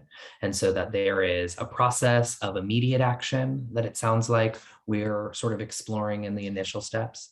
There's a next step of discovery around a system analysis around building utilization, the needs, and also the sort of deficits that currently exist. And then there's this sort of phased process around action, either around building improvement or school closures, right? In order to right-size the system, as well as mergers, as well as a multi-campus model, right? But I think what would be really helpful, and probably is not going to happen by our next school committee meeting, but I think the city will find greater clarity if there are milestones that we say we're trying to meet as we realize the execution of these resources. And that both things can be true. We can be taking action at once, and we are also in discovery at the same time and in an analysis phase for a much broader system-wide plan. So it's less of a question, more of a comment, but I hope there's some level of agreement that that sort of framework around what each year to year will look like in terms of implementing these resources, that would, I think, be also really clarifying for families. That's the goal. So hopefully we will get there with this study. And then it will be publicly available, always. Ready. Thank you. If there are no more questions, I want to thank you, Superintendent team, for this report, and we'll now move on. I'll entertain a motion to receive the superintendent's report. Is there a second? Second. Thank you. Any discussion or objection to the motion? If not, Ms. Sullivan, please call the roll. Dr. Alkins, Yes. Mr. Cardet Hernandez, Yes. Ms. Lopera, Ms. Polanco Garcia, Yes. Mr. Tran, Yes. Mr. O'Neill, Yes. Ms. Robinson. Yes. The superintendent's report is approved unanimously. Thank you. We'll now move on to general public comment. Ms. Sullivan? Thank you, Chair. The public comment period is an opportunity for parents, students, and other concerned parties to make brief presentations to the school committee on pertinent school issues. Questions on specific school matters are not answered at this time, but are referred to the superintendent for a later response. Questions on specific policy matters are not answered at this time, but may be the subject of later discussion by the committee. We have 20 speakers this evening. Each person will have 2 minutes to speak, and I'll remind you when you have 30 seconds remaining. Those who require interpretation services will receive an additional 2 minutes. Speakers may not reassign their time to others. Large groups addressing the same topic are encouraged to consolidate their remarks or choose a spokesperson to provide testimony. Written testimony is appreciated and encouraged. Please state your name, affiliation, and what neighborhood you are from before you begin. Please direct your comments to the chair and refrain from addressing individual school committee members or district staff. When I call your name, please raise your hand virtually in Zoom. Also, please make sure you're signed into Zoom with the same name that you used to sign up for public comment. That will allow us to identify you when it's your turn to testify. We'll begin this evening with Suzanne Lee, Roseanne Tung, John Mudd, Moran Uriarte, and Helen Ho. you could please raise your hands virtually in Zoom. We'll begin with Suzanne Lee.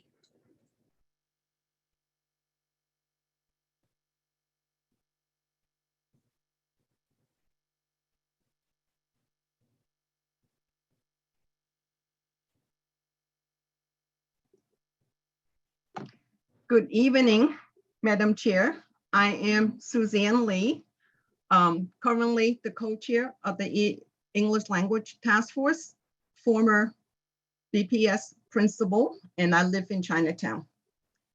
So the EL Task Force usually make an annual report at the end of the school year, but since this year it was postponed until the fall because of all the issues that we have to deal with, that we thought it was important for us to make a brief report tonight and not ask questions, to put in public records our concerns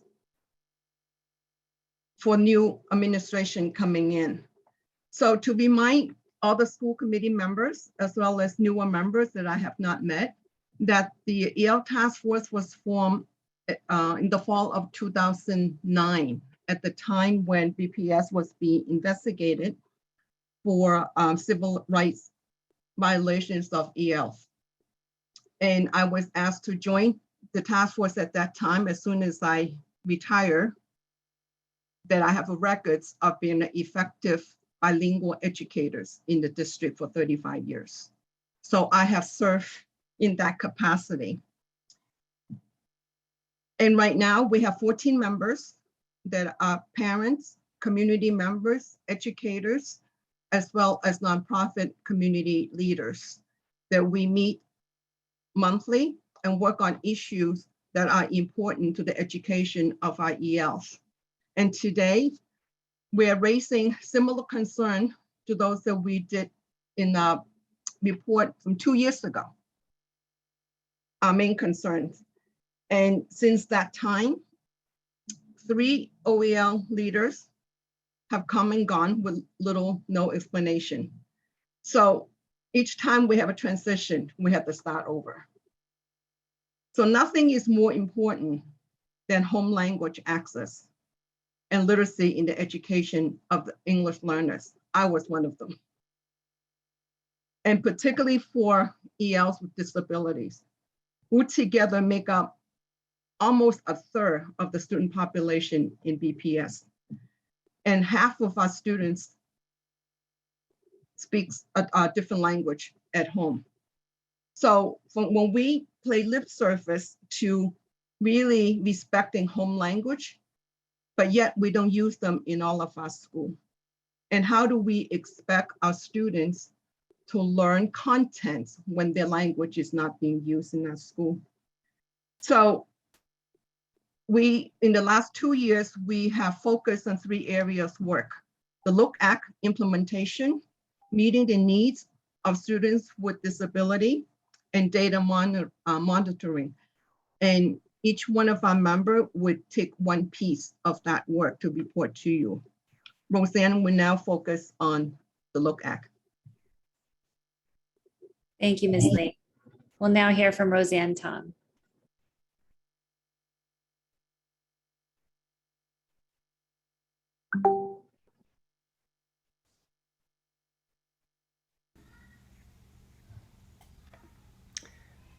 The Look Act of 2017 reintroduces provisions for native language in instruction and makes native language literacy possible. The focus of our subcommittee has been to advocate for a district plan to expand EL programs that are additive, meaning they foster native language literacy, rather than subtractive, meaning the loss of home language. Due to steadfast pressure from us, BPS has finally made a formal commitment to native language instruction as a #1 priority. However, 4.5 years after the Look Act passed and 4 superintendents and 7 OEL directors later, we do not have a district plan.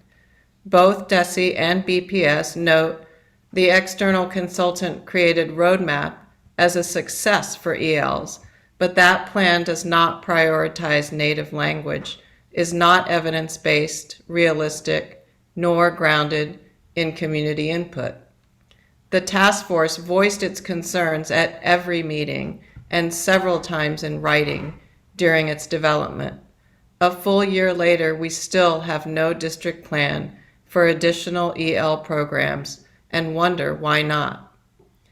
The Look Act subcommittee recommends that the school committee continue to hold the district accountable for developing a portfolio of evidence-based, high-quality native language literacy programs in addition to dual language, informed by enrollment projections and family demand, bringing to scale evidence-based pipeline programs for bilingual educators to close the language gap, develop bilingual pedagogy, and post high pass rates on MTEL for bilingual certification, and family engagement and knowledge about their children's rights as ELs and the benefits of native language instruction and native language literacy programs to their children's futures.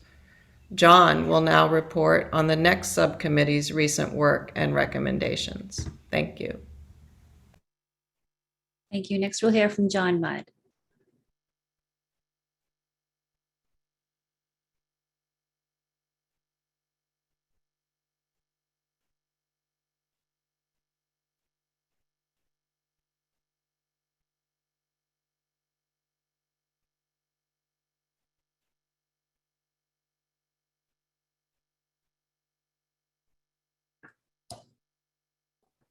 Am I there? Good evening. Good evening. My name is John Mudd. I'm a resident of Cambridge and a longtime education advocate in Boston. English learners with disabilities are the lowest performing marginalized group in BPS. The latest data from October 2021 shows that only 2 to 7% of English learners with disabilities are meeting standards on the MCAS tests. Think about the 93% or more failure rates and how this hurts ELSWD students and their families. It is unconscionable, unacceptable, and some would say immoral. The one success of the ELL task force in this area is that BPS now reports on the performance of this marginalized group. Thus, we know regularly how badly we are failing these nearly 4,000 Latino, Black, and other ELSWD students. However, it is crucial to recognize that the primary responsibility for ELs with disabilities lies with the Office of Special Education. It is not the primary responsibility of the Office of English Learners. Despite our repeated recommendations, the district continues to neglect the priorities the ELSWD subcommittee outlined as far back as November 2014. Our recommendations include a list which you can see. I'll repeat just a few of them. Affirm access to native language as a necessity for English learners with disabilities and prohibit dumping these students inappropriately into English-only general education. Next, develop a strategic plan with bilingual program models for ELSWD students and budget for these models in weighted student funding formulas. Next, create staffing, recruitment, hiring, and professional development action plans to meet the needs for bilingual special education teachers, administrators, and paras. A clear commitment to native language instruction and to implementing new educational strategies for ELSWD students must be part of hiring any new superintendent and must be part of the school committee's monitoring work in the future. Thank you for hearing me, and Miren Uriarte will now report on the data monitoring subcommittee's recent work. Thank you. Thank you. Dr. Uriarte?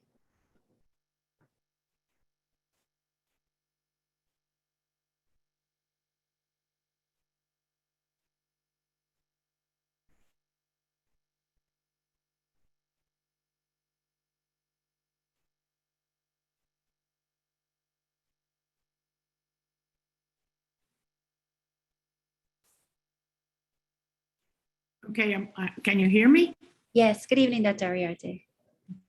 One of the areas of focus for the task force is to monitor the quality of data available to the district for policy making, program planning, and monitoring student progress.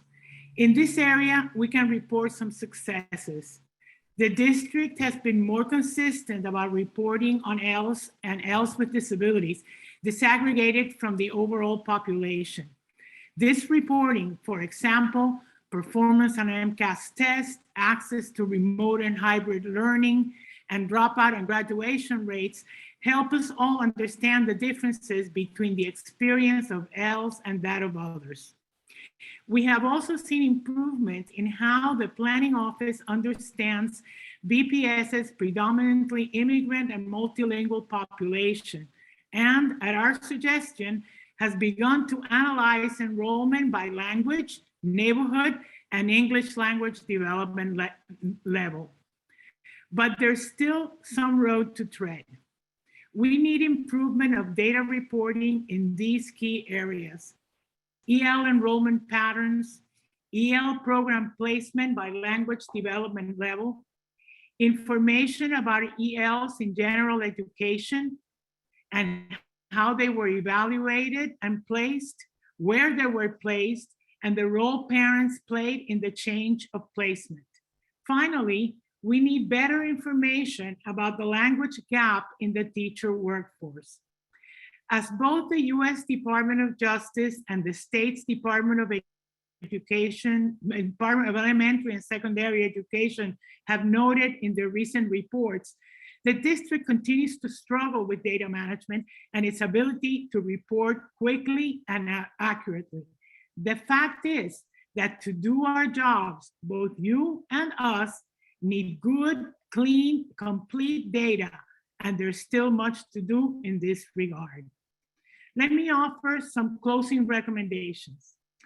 In closing, we wanted to underscore that BPS has been challenged with bringing and retaining leaders with strong skills in planning and developing programs for English learners. We need leaders to guide us beyond question 2 and into the opportunities of the Look Act passed 5 years ago. We also need to recruit and retain appropriate staff and develop programs that foster both native language literacy and English development. Thus, it is imperative for Boston that the new superintendent has demonstrated success in improving outcomes for EL students and families through programming that values home language. I wanted to say, given the discussion that we just had, that task force members are ready and willing to serve on the community planning in the upcoming superintendent search meetings. So, view this as a nomination that Chair Robinson requested. We look forward to providing our annual report at the September school committee meeting, and so that we can have a more full discussion of the situation of English learners. Thank you for your attention. Thank you, Doctor. Our next speaker is Helen Ho, followed by Carolyn Kane, Lauren Peter, Elizabeth Ferenz, Mimi Lai, and Allison Friedman. If you could please raise your hands virtually in Zoom. Helen Ho.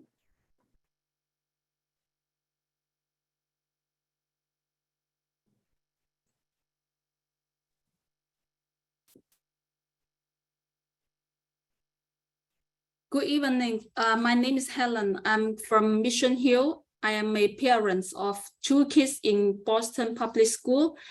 I have difficulty to transfer my younger son to Josiah Quincy School for this upcoming fall semester. My son is currently in Westrum Early Learning Center in K0. He's in monolingual inclusion classroom. He has been in that classroom for more than 1 year. There's no improvement. His ELD level, the English language development level, is 2 as the limited English speaking. For last IEP meeting in December, my son also gets more time for speech and language service than before. My family's primary language is Cantonese. My older son is also at Josiah Quincy School. He's in the SEI inclusion classroom before. It helps him when he doesn't understand English meaning. And the teachers speak Cantonese to him to assist him in the classroom. I request the IEP meeting for this Friday, June 10, to discuss the classroom placement with West Room. I need the school committee to help to transfer my son to Josiah Quincy School for the SEI inclusion classroom. Thank you. Thank you. Our next speaker is Carolyn Kane.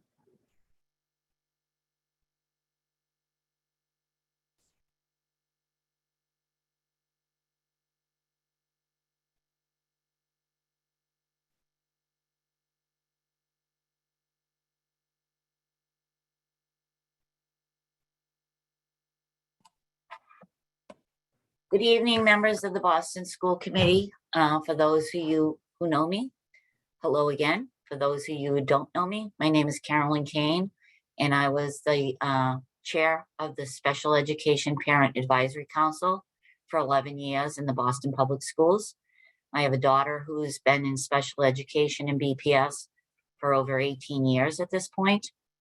And I'm here tonight to talk to you about the Henderson Inclusion School. We have certainly gone through the worst year possible, including the brutal attack on Mrs. Lampron in the fall of 2021, repeated incidents of violence since then, lack of leadership, and most importantly, the denial of the district to allow parents to participate in the selection of our interim principal, who will take over for the time being. If not, someone may be needed permanently if Mrs. Lampron doesn't return. The Henderson Innovation Plan was approved in 2013 by the Boston School Committee, and there's requirements under that plan regarding assignment of students, innovations, certain autonomies. But what I'm telling you is that this is the only school in the Boston public school system that serves children with intellectual disabilities from grade K0 up into the age of 22. I spent over 1,000 hours advocating for the expansion of this school, and to see it circling the drain within one school year is nothing short of disheartening and heartbreaking. I'm an attorney, and I advocated for the expansion of this school, and I spent countless hours on inclusion task force, making the school committee understand the importance of inclusion, as well as advocating for the expansion of our school. And we need direct and targeted action at the Henderson School at this point. This is a school that was renowned both nationally and internationally, and to see it circling the drain is nothing short of a disgrace. So I implore on all of you to get involved and do something about this. I will be submitting written testimony as well, because what is going on is a complete disgrace. I realize I'm out of time. I usually go over time anyway, but thank you for the opportunity to speak this evening. Thank you, Ms. Kane. Our next speaker is Lauren Peter.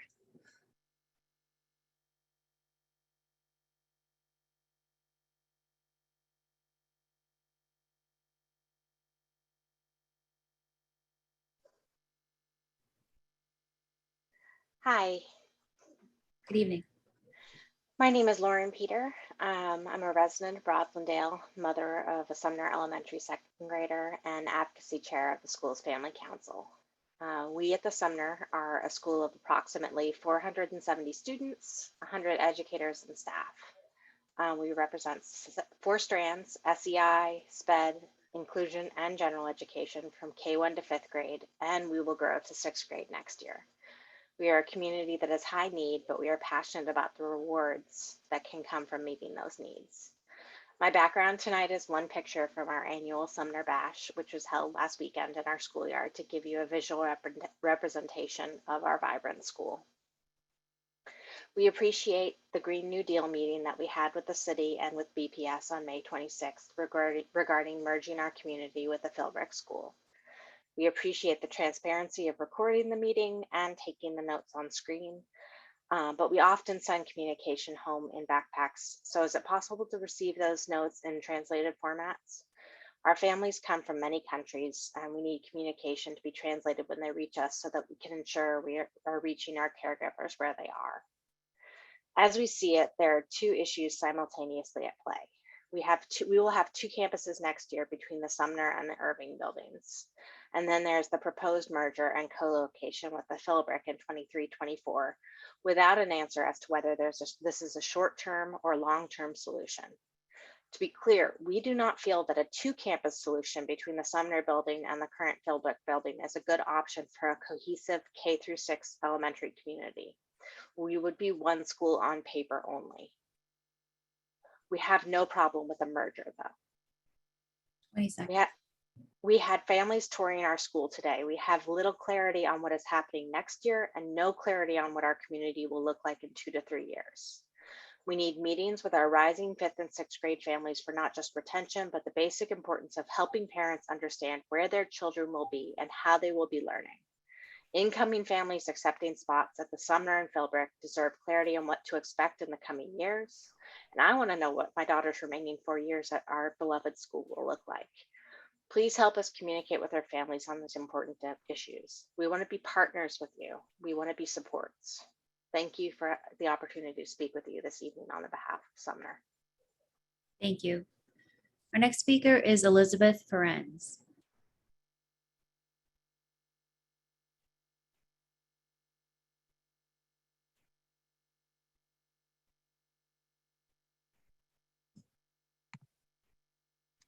Hi, good evening. My name is Elizabeth Ferenz. I live in Roslindale and I'm a parent, the Sumner Elementary, and the co-chair of our Sumner Family Council. I'm the second of 5 in a row Sumner parents speaking with you this evening. We organized ourselves to try to provide a comprehensive approach and comprehensive information about our concerns with the proposed merger and the implementation of the Green New Deal here to you tonight.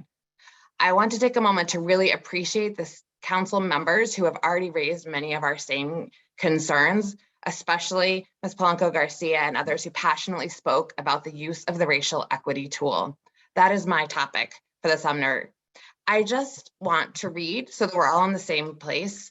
It's a tool that is supposed to be used for development, implementation, and evaluation of policies.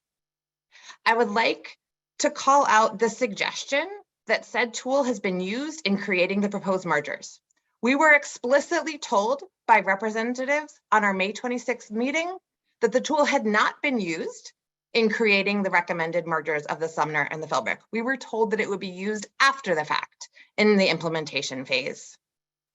If you have actually already done the tools, please provide the answers to those questions, how you will impact our different families, how you will impact our different populations. And I'd like to understand how BPS plans to mitigate the concentration of poverty and racial segregation that this merger will create in the Roslindale community. There are 6 schools that the Green New Deal list is being considered for the Irving building. Realistically, one of them is not interested, so there are 5. If you do this merger, are we going to the Irving? As Lauren has already said, we are not against the idea of a merger. We are against the idea of a two-campus solution long-term without the use of the equity tool. There is nothing in this that is a benefit to our students, and you are furthering segregation within the Roslindale schools by finances and by race. Thank you. Thank you. Our next speaker is Mimi Lai.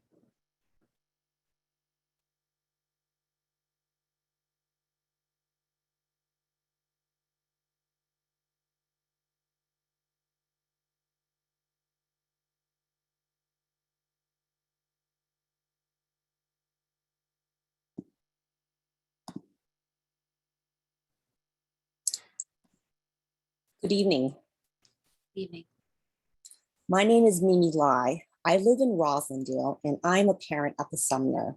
I'm also the Family Council Engagement Chair, and I help plan community events and recruit new families. I was stunned by the news that we were going to divide our large school of 500 with a cohesive, vibrant community into 2 campuses without any clear plan to reunite us in the future. I believe this uncertainty will make recruiting and retaining families much harder and might further lower enrollment, which in turn may impact future funding. During school choice season, parents consider tiers in programming as well as locational logistics. 2 campuses is challenging for young families with multiple children. They don't like too many transitions and uncertainty, so they will rank us lower. I understand that schools need to be merged, but I need you to understand that your school assignment algorithm is unfair and making segregation worse. I run a Facebook group that helps families with kindergarten registration. I'm deep in the weeds of this topic. I know that tiers are often correlated with race and socioeconomics and not a reliable indicator of school quality. Yet you are rewarding tier 1 schools, which tend to be whiter and higher income, with bigger applicant pools, while lower tiered schools, especially beyond kindergarten, applicants to fill their seats. So it's not about marketing or viability, it's your assignment policy that's killing enrollment. So I question, why are you making low-income populations bear the burden, the stress and inconvenience of a poorly designed lottery, and now a seeming lack of long-term planning? Families who are less likely to have cars, flexible schedules, or wide support networks.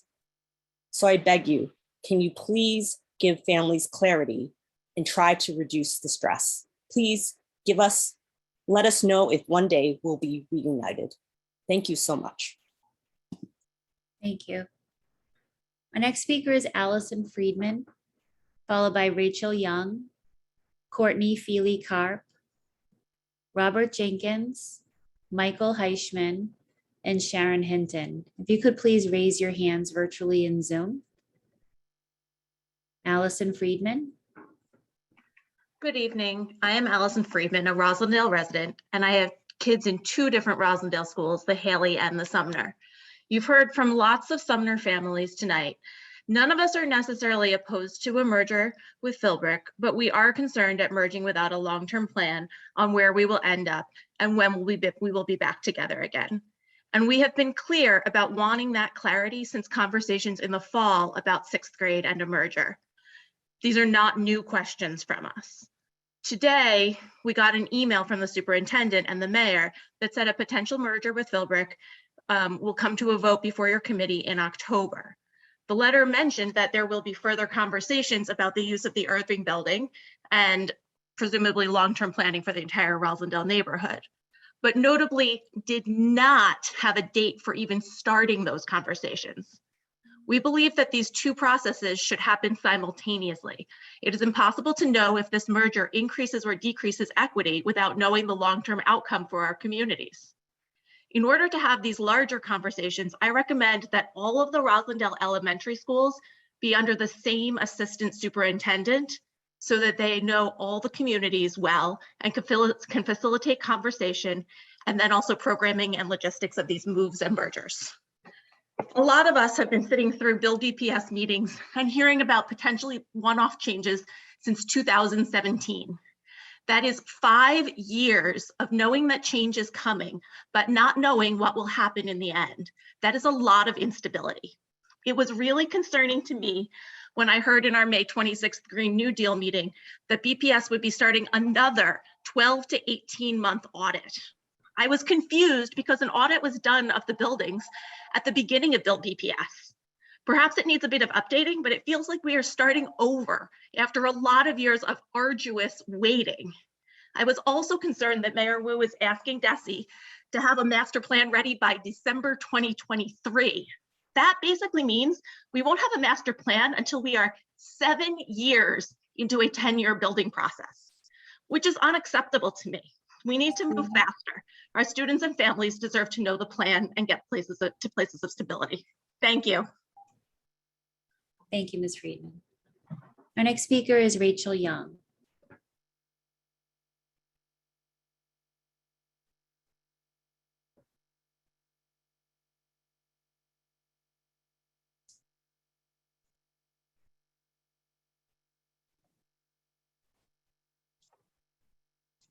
I apologize, my camera doesn't seem to be working this evening. Can you hear me okay? Yes, we can hear you. Let me just try one thing. Okay, there we go. My apologies. My name is Rachel Young. I'm resident of Rosendale, also another Sumner parent. I'm going to echo many of the points that my fellow parents made this evening. I'm here this evening basically to talk about the Green New Deal and the future for the Sumner. The current proposal to merge the Sumner and the Philbrook across 2 campuses really lacks context. It's being implemented independent of any long-term facilities plan, independent of any of the comments that DESE made in their recent report. From our vantage, this is really reactionary and really stems from the fact that BPS seems to really want to close the Philbrook. You could close the Philbrook and then just move the kids into the Sumner. You don't necessarily have to merge the 2 communities, and certainly not across 2 campuses. In order for this proposal about the merger to be credible, it has to be I can't stress this enough, it has to be part of a larger conversation about school facilities in the community, in Rosendale as a neighborhood. It can't just be made independent of the other schools in our community. I think some of the other committee members have mentioned this meeting. We need a timeline. If you're talking about a 12 to 18 month building utilization study, that means realistically that the Irving is not going to be renovated and move-in ready for 3 to 4 years. And I say this as an architect who does public work. That's a long time. So we don't see the urgency in merging the Philbrook and the Sumner across 2 campuses. If we are to merge the 2 campuses, we would prefer to do that together as a community moving into the Irving. But if BPS is insistent on doing this for the 23-24 school year, we'd like a feasibility study of the 2 campuses done, so we know how many classrooms we actually have to use and whether the Green New Deal lives up to its moniker. Are we getting green improvements out of this? Are there sustainable upgrades that are going to happen to both campuses? Are there actually classrooms that we can use across the 2 campuses? For example, the Philbrook has no gym, has no specialist space. That's not going to change when we have a merger across 2 campuses. I know we've talked a little bit about equity, but I just want to point out that these 2 schools are the blackest and brownest schools in Rosendale. And so by combining them, you are perpetuating, exacerbating the segregation that DESE called BPS out on. We want to be part of this conversation. The email that you sent out today said you'd be engaging leadership. We want to remind you that the SSC and the Parent Council is part of that leadership. We're here to talk when you want to come and talk to us. Thank you. Thank you. Our next speaker is Courtney Feely-Carr.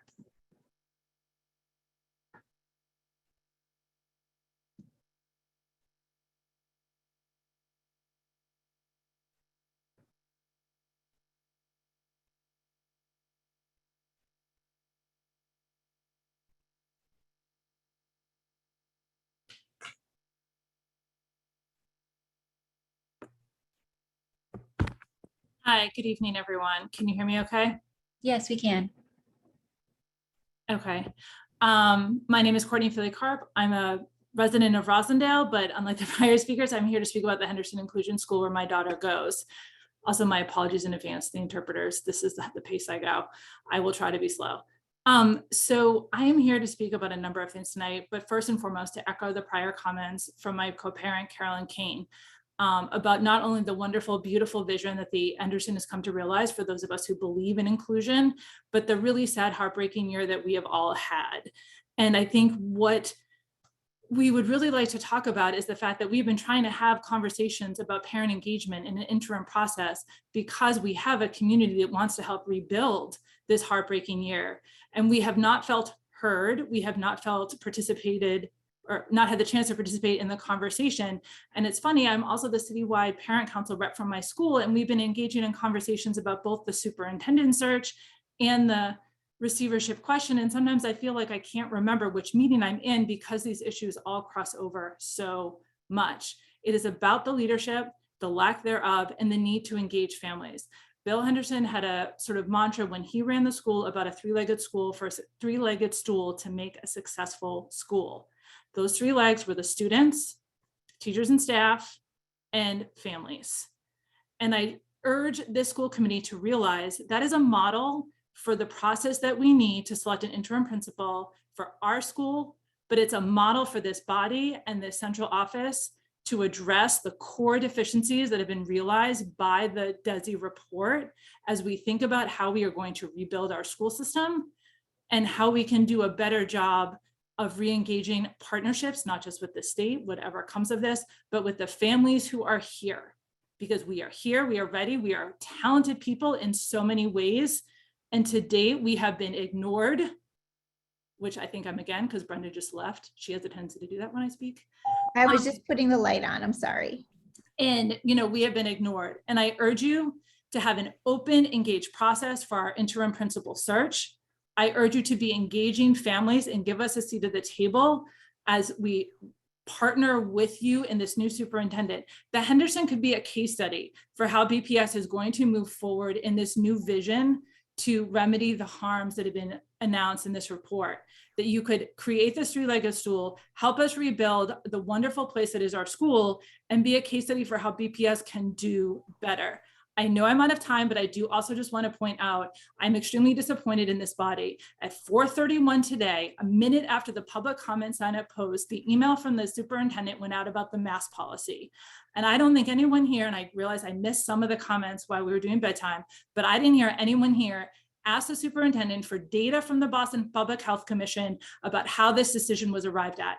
There were 4 criteria that were clearly established in March for when this mask mandate would be removed. And as far as I can tell, there's at least 2 of those criteria that have not been met. In addition, I would point out that this decision comes only a week after children were so brutally mutilated in Uvalde that only a pair of sneakers could identify one of the children.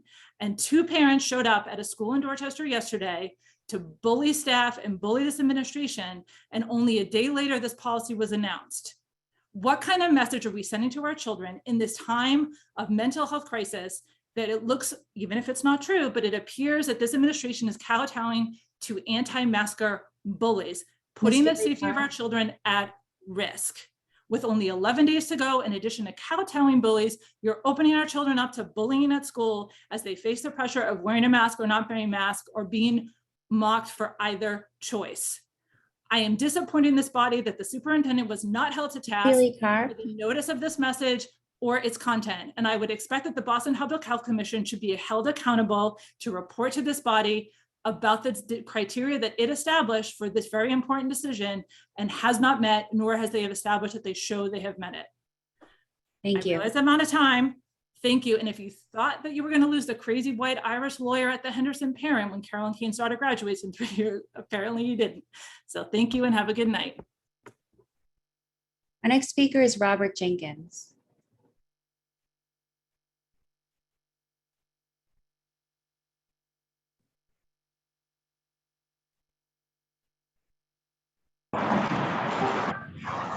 Yes, good evening, school committee members, Superintendent Cassellius. I will be sending in a written statement, but I've been listening to what's been said, and there's a lot of concerns that I have. One and foremost is school safety. School safety is a plus. I mean, right now is that I'm just so lost for words, but we have to include the Boston Police in giving back the powers of the school police, because number one is that the police have been taken out of the equation because we wanted more nurses, we wanted more psychologists, we wanted more social workers. But, in talking in light of the problems at Mission Hill School and the Henderson on the 911 call, it should bring a serious urgency to have the police part of the team of social workers, psychologists, family liaisons that are dealing with our children and families. COVID alone has really, taken the spirit and, concerns out of safety, as well as, parents send their kids to school and they should be feeling very comfortable. But I talk to a lot of parents that are not feeling that way. Now, on the school mergers, that's another problem that I have too that needs to be rectified. You need family engagement. When we talk about ELL, when we talk about parent engagement. We have to look at, the district has the Citywide Parents Council, the district English Learning Advisory Council, the Boston Student Advisory Council, and the Special Ed Advisory Council. Those are parents that, along with school parent and school site councils, we have to do a better job in engaging parents. We do. And I'm not putting it all on BPS because, again, when you talk about communication, the first line of communication is with the teachers. The PTU and the BPS have to work together. But another concern I have is that here we are talking about Build BPS after its inception back in 2017. We're going to have another study, another 12 to 18 month study. And then now we're getting another superintendent who may change the whole outlook. As the school committee, we need to stay on course. I also want to speak about the Shaw. I sat there, the Shaw was promised a new school building and there was talk of merging. So, because the building they're in now is outdated, they cannot expand. That was in the plans. Mr. Jenkins? To be consistent. Thank you. Oh, thank you. Yeah, if you could send in your written comments, we'd appreciate it and share those Yes, out. I will. I have to finish it because I have to change it now because, of the focus. But thank you very much. All right, understood. Thank you. Our next speaker is Michael Heichman.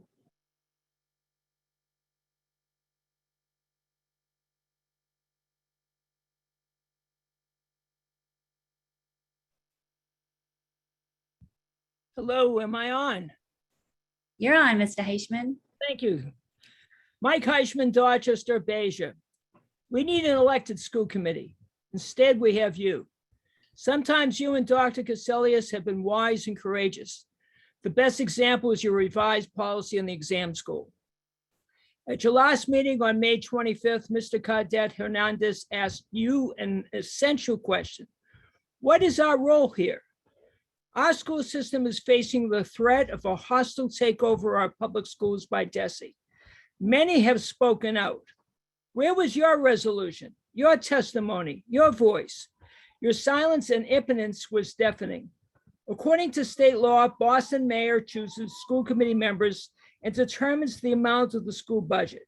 Your job is to hire, evaluate, and if necessary, fire the superintendent, decide how the district's money is spent, and set policy. I have read your bylaws and assume that all of you have done so too. When Mayor Wu fired Dr. Cassellius, you were silent. Why did you allow the mayor to interfere with your job? Mayor Wu and Dr. Cassellius are negotiating with DESE about the future of our public schools. Mr. Cadet Hernandez asked another excellent question. What role should the school committee play, including voting on the agreements? In response, our superintendent said that she would ask Commissioner Riley what his expectations would be about any kind of community opportunity to have a voice and whether or not you, the school committee, would be expected to vote approve the agreement. Dr. Cassellius' response to you was an insult. Not one of you objected. And Dr. Cassellius' report today, she didn't even report back.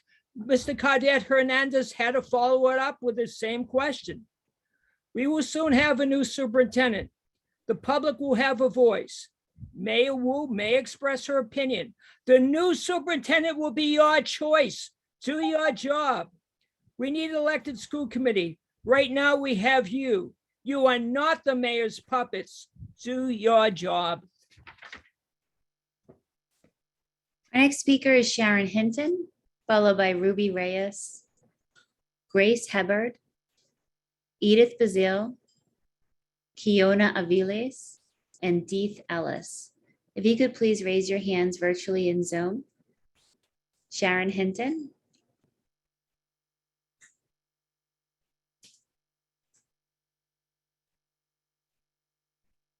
Well, Sharon's not signed into the meeting, so we'll move on to Ruby Reyes.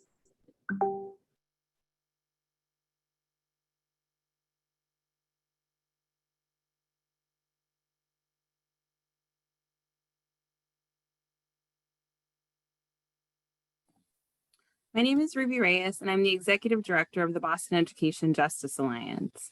BPS parents, students, and community leaders are doing everything they possibly can to fight the politically based threat of state takeover.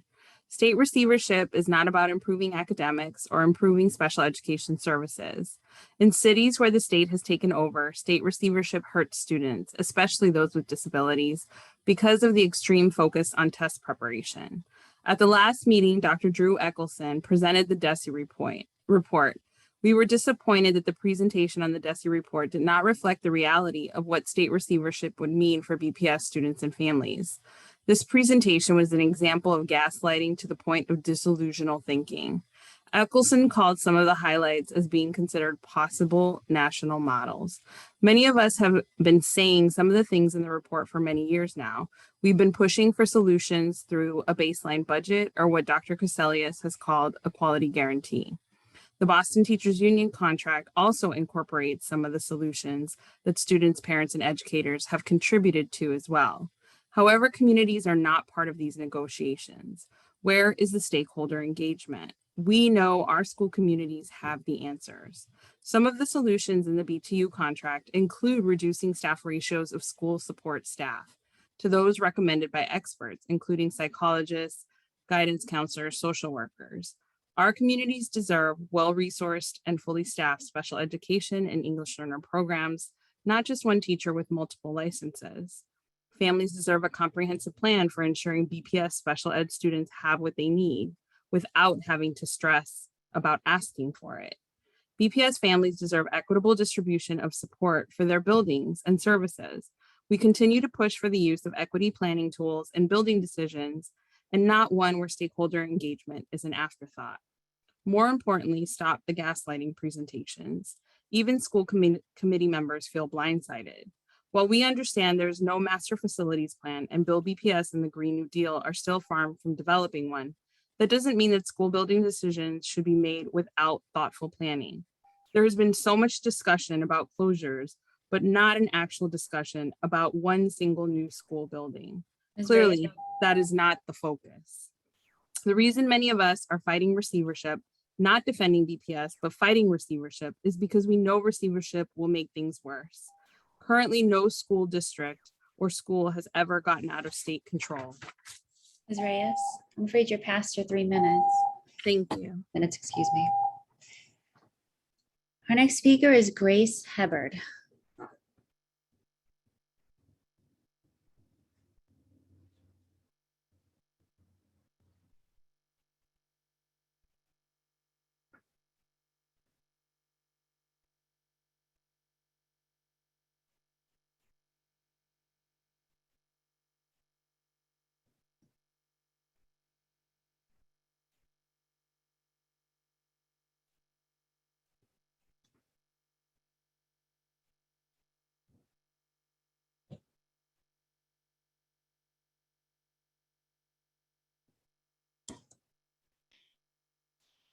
Oh, sorry about that. There's a lot of questions to click on there.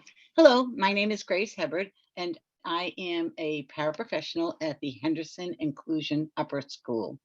I want to talk a little, it was very gratifying to hear Dr. Cassellius talk about the addition of, I think, 35 full-time libraries in the next year for Boston Public Schools, and for there's a plan to add more the following years. I've been the library paraprofessional at the Henderson for 5 years. When I first started there, my job priority was to update the collection, to get rid of outdated and culturally insensitive books, and to build a culturally and linguistically sustaining collection of diverse books. Unfortunately, there was no budget. The entire library budget was based on whatever the school earned from book sales. Book fairs. I appealed to friends and relatives, went to yard sales and library book sales, visited every secondhand store in this area. I brought in furniture from home, bookcases. I received artwork from our art department, but it would have been impossible to update our books without a budget. At that time, I was extremely lucky to be awarded a grant from the Boston Foundation. That was a game changer. With that grant money, I was able to purchase some new furniture, new technology, and most importantly, books. The library at the Henderson School is a popular spot. Many people feel it's the heart of the school. It's a safe place, a place to get away, a place to be curious, a place of freedom.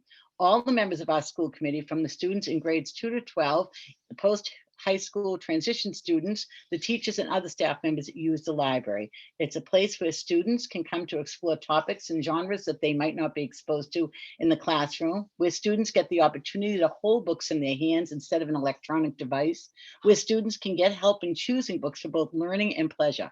It's a safe place where the students come when they need a break. There are some students who check in daily, looking for new books, passing along recommendations, or just to chat with an adult who is not their teacher.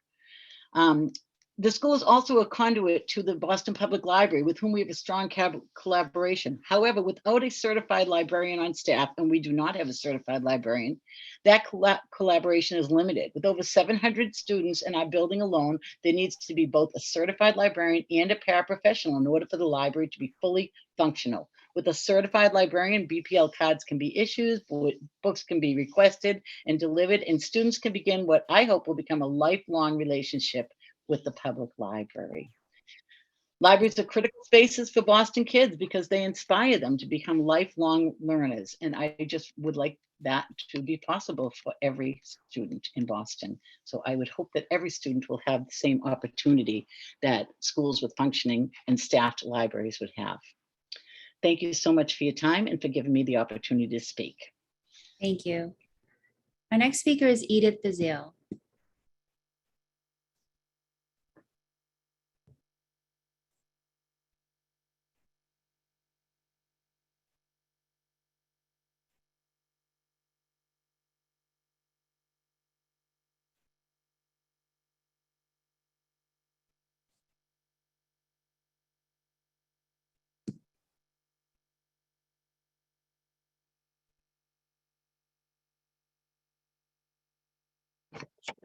Good evening.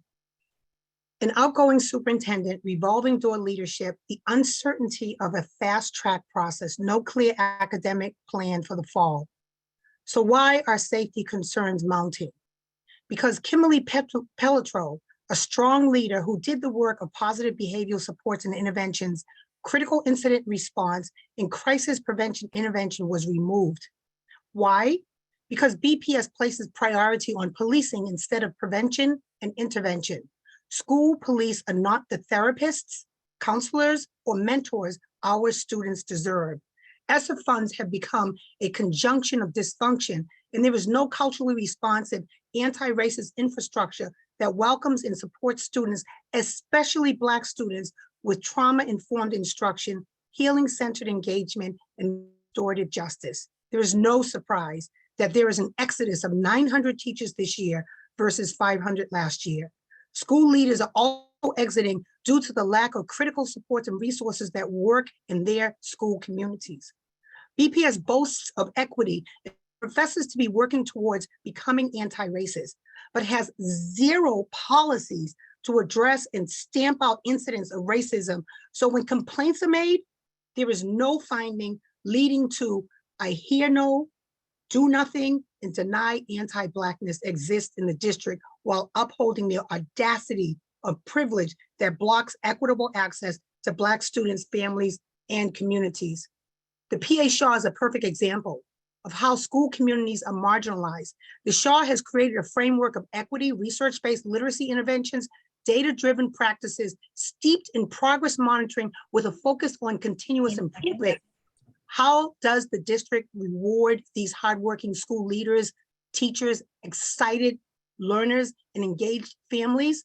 It leaves them in limbo by refusing to declare that the PA Shaw has earned its expansion right for modeling best practices in equity, positive school culture, literacy success, and a healthy, thriving school culture that should be celebrated.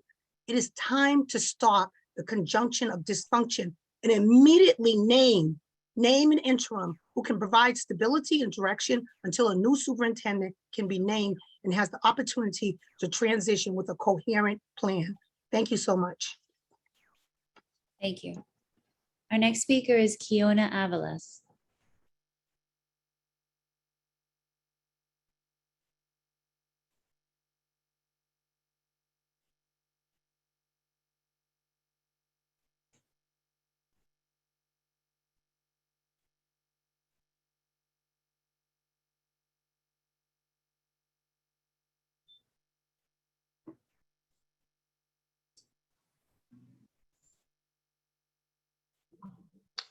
Hello.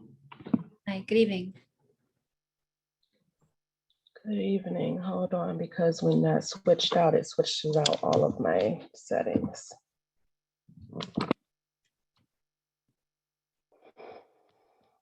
Hello, everybody. Hi. My name is Kiona Aviles. I am here in Dorchester, and I am many things. Mainly, I'm someone who doesn't pretend to know more than I do, and I listen professionally. That is what I do. I'm a consultant and a psychotherapist and a mother.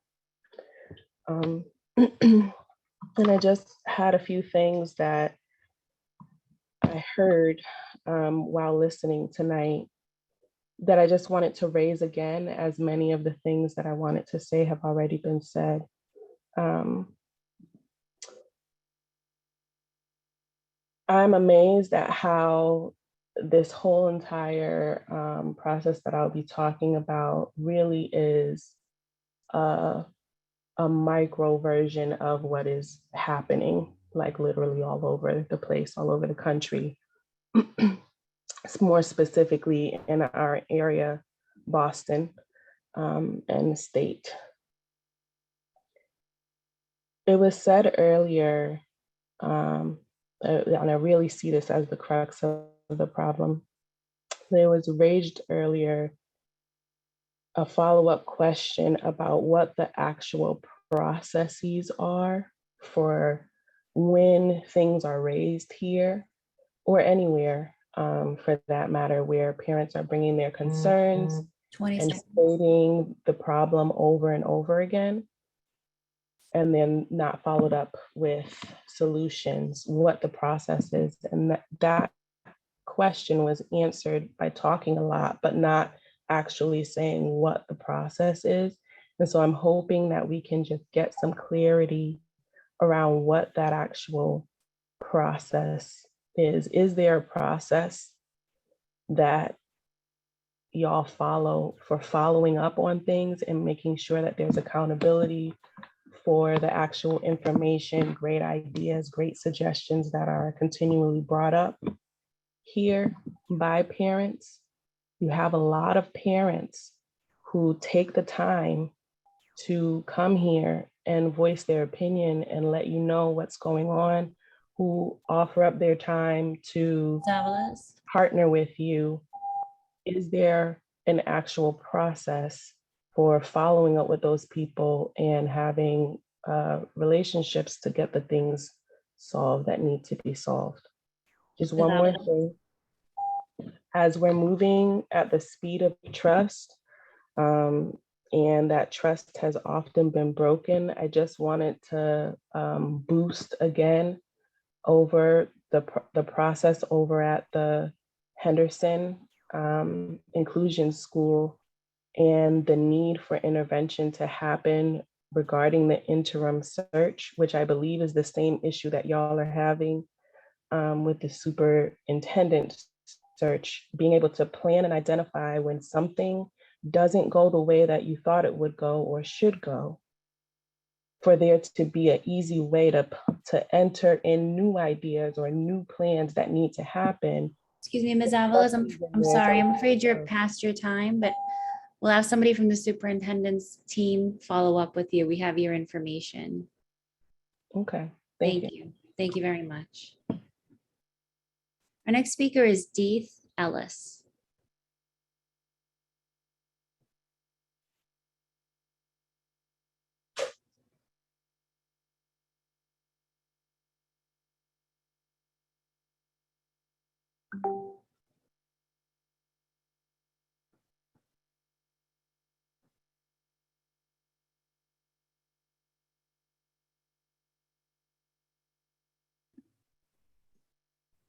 Is that better? Hi, we can hear you. That's good. Okay, great. Good evening. My name is Deeth Ellis. I live in Jamaica Plain and I'm head librarian at Boston Latin School, parent of 3 graduates of the Boston Public Schools, and a doctoral student in the School of Library Science at Simmons University. I'm testifying today to urge the school committee to prioritize getting a BTU contract settled and ensure that the newly created state certified librarian positions remain in every school by adding appropriate language in the contract. I commend the school committee for supporting Dr. Cassellius and agreeing to centrally fund certified librarian positions in all Boston Public Schools over the next 3 years. But I urge you to take these additional steps to protect these positions and make sure equitable access is sustained and not threatened by future budget issues that might come. This change in Boston is remarkable and shines a light on our school district as a potential leader in the state of Massachusetts, a state in which school libraries and librarians are not available to many students and therefore have become a privilege, not the norm.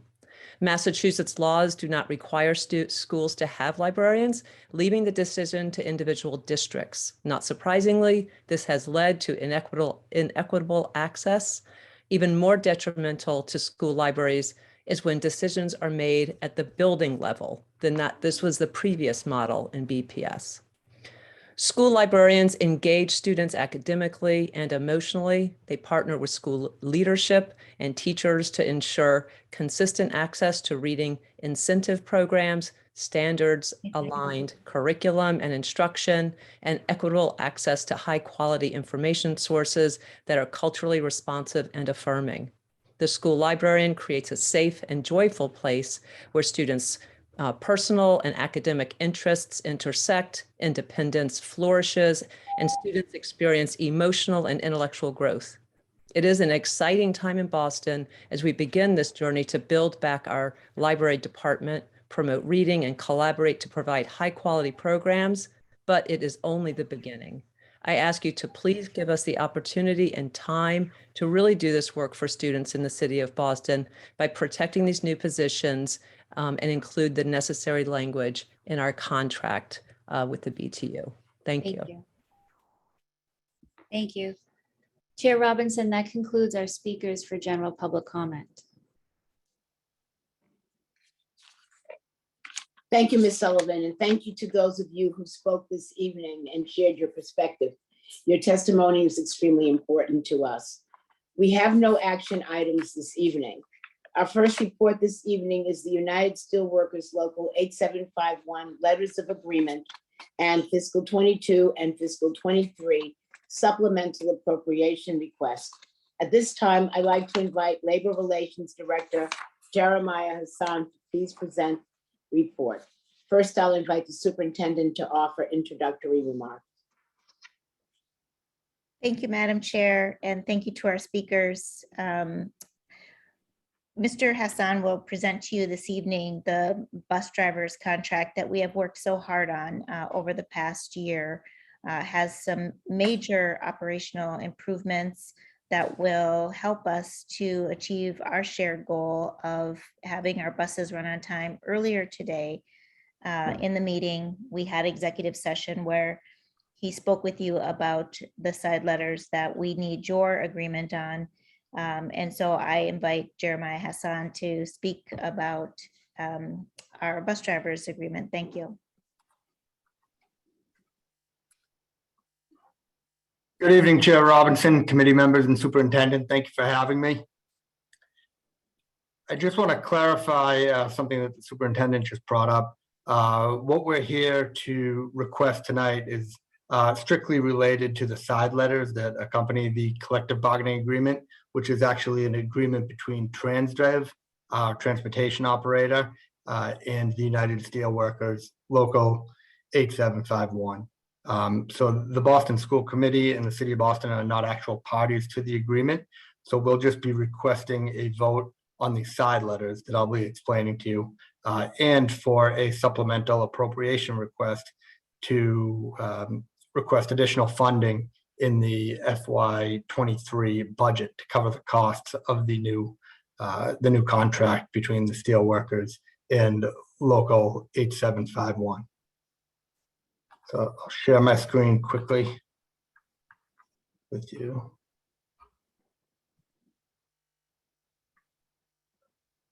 So Side letter of agreement A commits the school committee and the city of Boston to include in any specifications in an RFP for a different vendor the current collective bargaining agreement with the bus drivers. And it says that essentially, if we were to seek a different operator than Transdev, they would have to use our current bus driver union employees, and the collective bargaining agreement would remain in effect. In exchange for this agreement, the union agrees that it will not engage in any strikes, work stoppages, or slowdowns. Side letter of agreement B contemplates a situation in which the city or the school committee brings the school bus drivers in-house as BPS employees. And it's a similar commitment that we will give preference to the current bus drivers and honor the working conditions in the current collective bargaining agreement. Also, in exchange for this commitment from the city and the school committee, the drivers union agrees that it will not engage in any strikes, work stoppages, or slowdowns. So the bargaining team requests and recommends this commitment on behalf of the school committee because it ensures labor stability, solid relations with our union partners, and provide some job security to our unionized workforce. In addition to side letters of agreement A and B, we're also requesting that the school committee request from the city council a supplemental appropriation request for the FY23 year. You'll see the amount is just over 1.5 million in additional funding that will cover the additional pay and benefits that is covered in this new collective bargaining agreement between Transdev and the bus drivers union.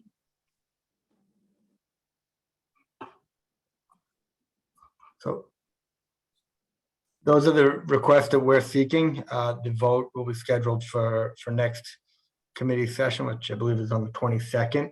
And the bargaining team, and on behalf of Director of Transportation, Delavan Stanislaus, and the Transdev team, we are recommending and requesting that the school committee vote in favor of these letters and the supplemental appropriation request. Thank you.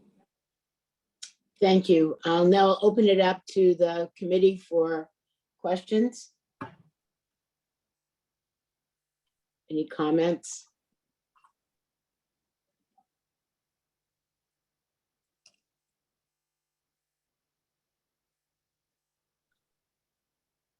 Mr. Cardet Hernandez?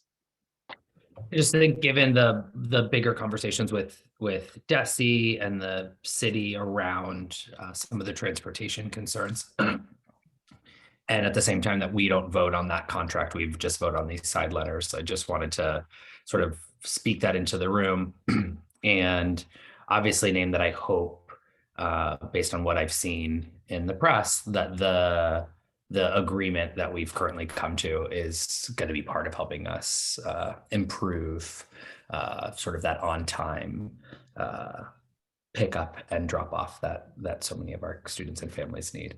And that's all I got. Yes, Mr. Cardet Hernandez, just to touch on that briefly. We believe this was a very strong deal for both sides.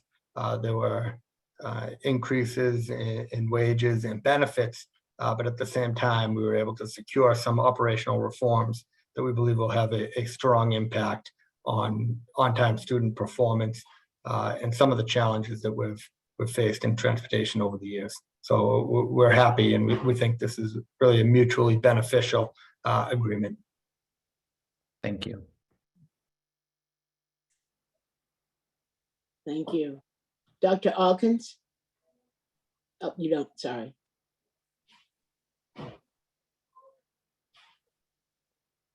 Anyone else? So thank you. Yeah, I think, Mr. Hassan, I think Dr. Casalius did say that they were side letters when she first spoke. Just wanted to make sure that that was clarified. And that I see that Ms. Delaverne is on with us. I didn't know whether she wanted to make any comments as we move forward before. No, are you fine? No, I don't need to make any comments. Thanks, Okay, Chair. Yep. thank you. All right, I know that this work has been critically difficult over this past year, and I'm very happy finally that we have gotten to this place, and I hope that this will ensure us both smooth operations over the summer particularly, and into the fall as we prepare to move forward on a new contract in the future. So thank you all for your hard work, and we look forward to taking action on this at our next meeting. Thank you. Thank you, Chair. All right.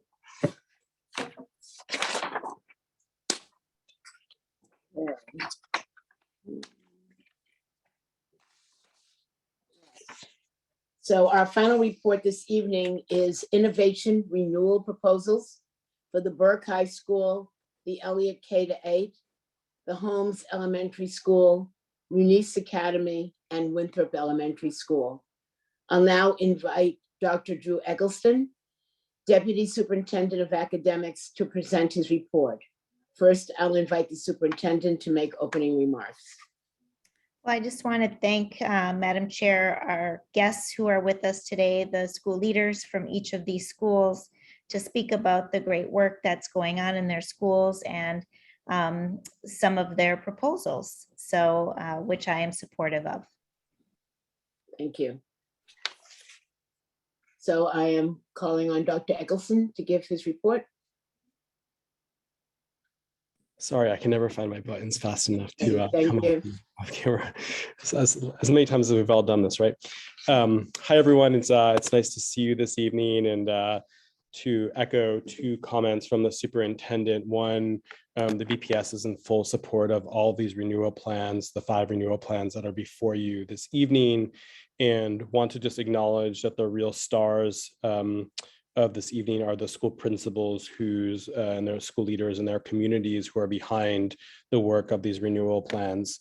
For efficiency's sake, I'm going to try to streamline these presentations and just tee up the sort of governance role that you play in this, provide an overview of each of the 5 renewals, and then I'll turn it over to you, Madam Chair, to facilitate dialogue and questions from the committee, and the principals or their designees are available to answer any questions that the board might have or the committee might have relative to any one of these specific renewal plans. Just let me just give some context quickly about, so first of all, what an innovation school is, and then 2, what the role of the school committee is around approving innovation plans or renewal plans for schools. And so innovation schools and innovation plans are developed to create ideal conditions for serving schools. We think that there are a set of autonomies or a set of practices that sometimes when scaled can help move the needle and improve academic outcomes for students. And we have a number of schools. We have 7 schools, 6 schools in one program within the context of a school who have used currently the leverage of autonomies provided by innovation schools to help drive improvements at their specific schools. And that these plans utilize different autonomies from standard operating procedures or practices within the context of the district. The original plans, and all of these are renewals, so they're plans that the school committee has approved in the past.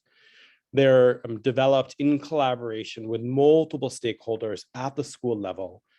And at the time of the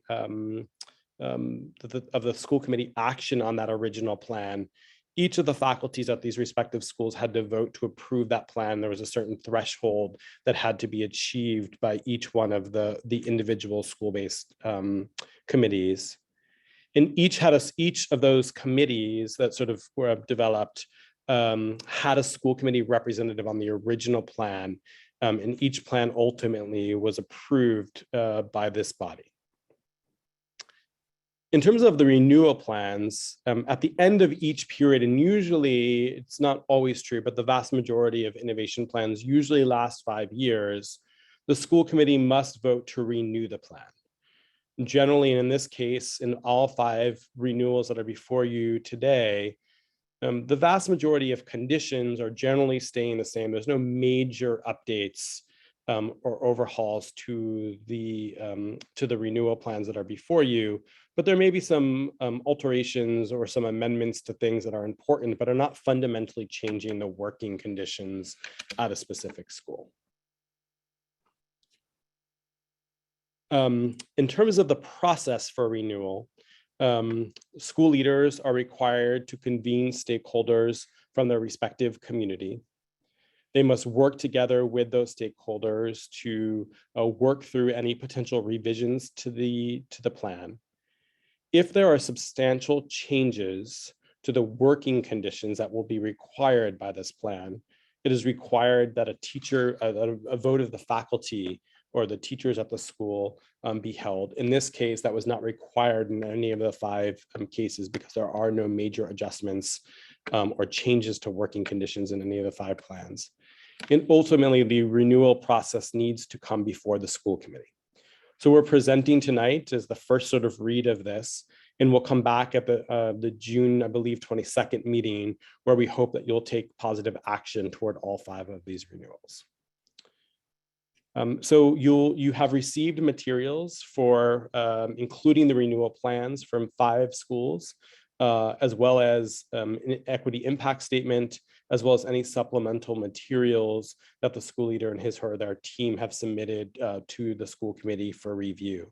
And the school leaders or their designees are available to answer any questions that you might have, either about those plans or about any of the supplemental materials that they've submitted for your review. The first plan that I sort of want to quickly talk about is the innovation renewal for Burke High School, led by Alma Carr Silva.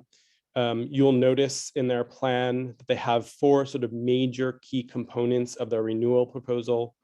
One, they're looking to reaffirm their autonomies in areas of curriculum and instruction, particularly to ensure that they have some options and flexibilities around contextualized curriculum. I know they have been doing some leading work around Cabo Verdean heritage language programs as sort of really cutting edge, among other sort of innovative curricular materials and opportunities for students that are really at the heart of what they're trying to do.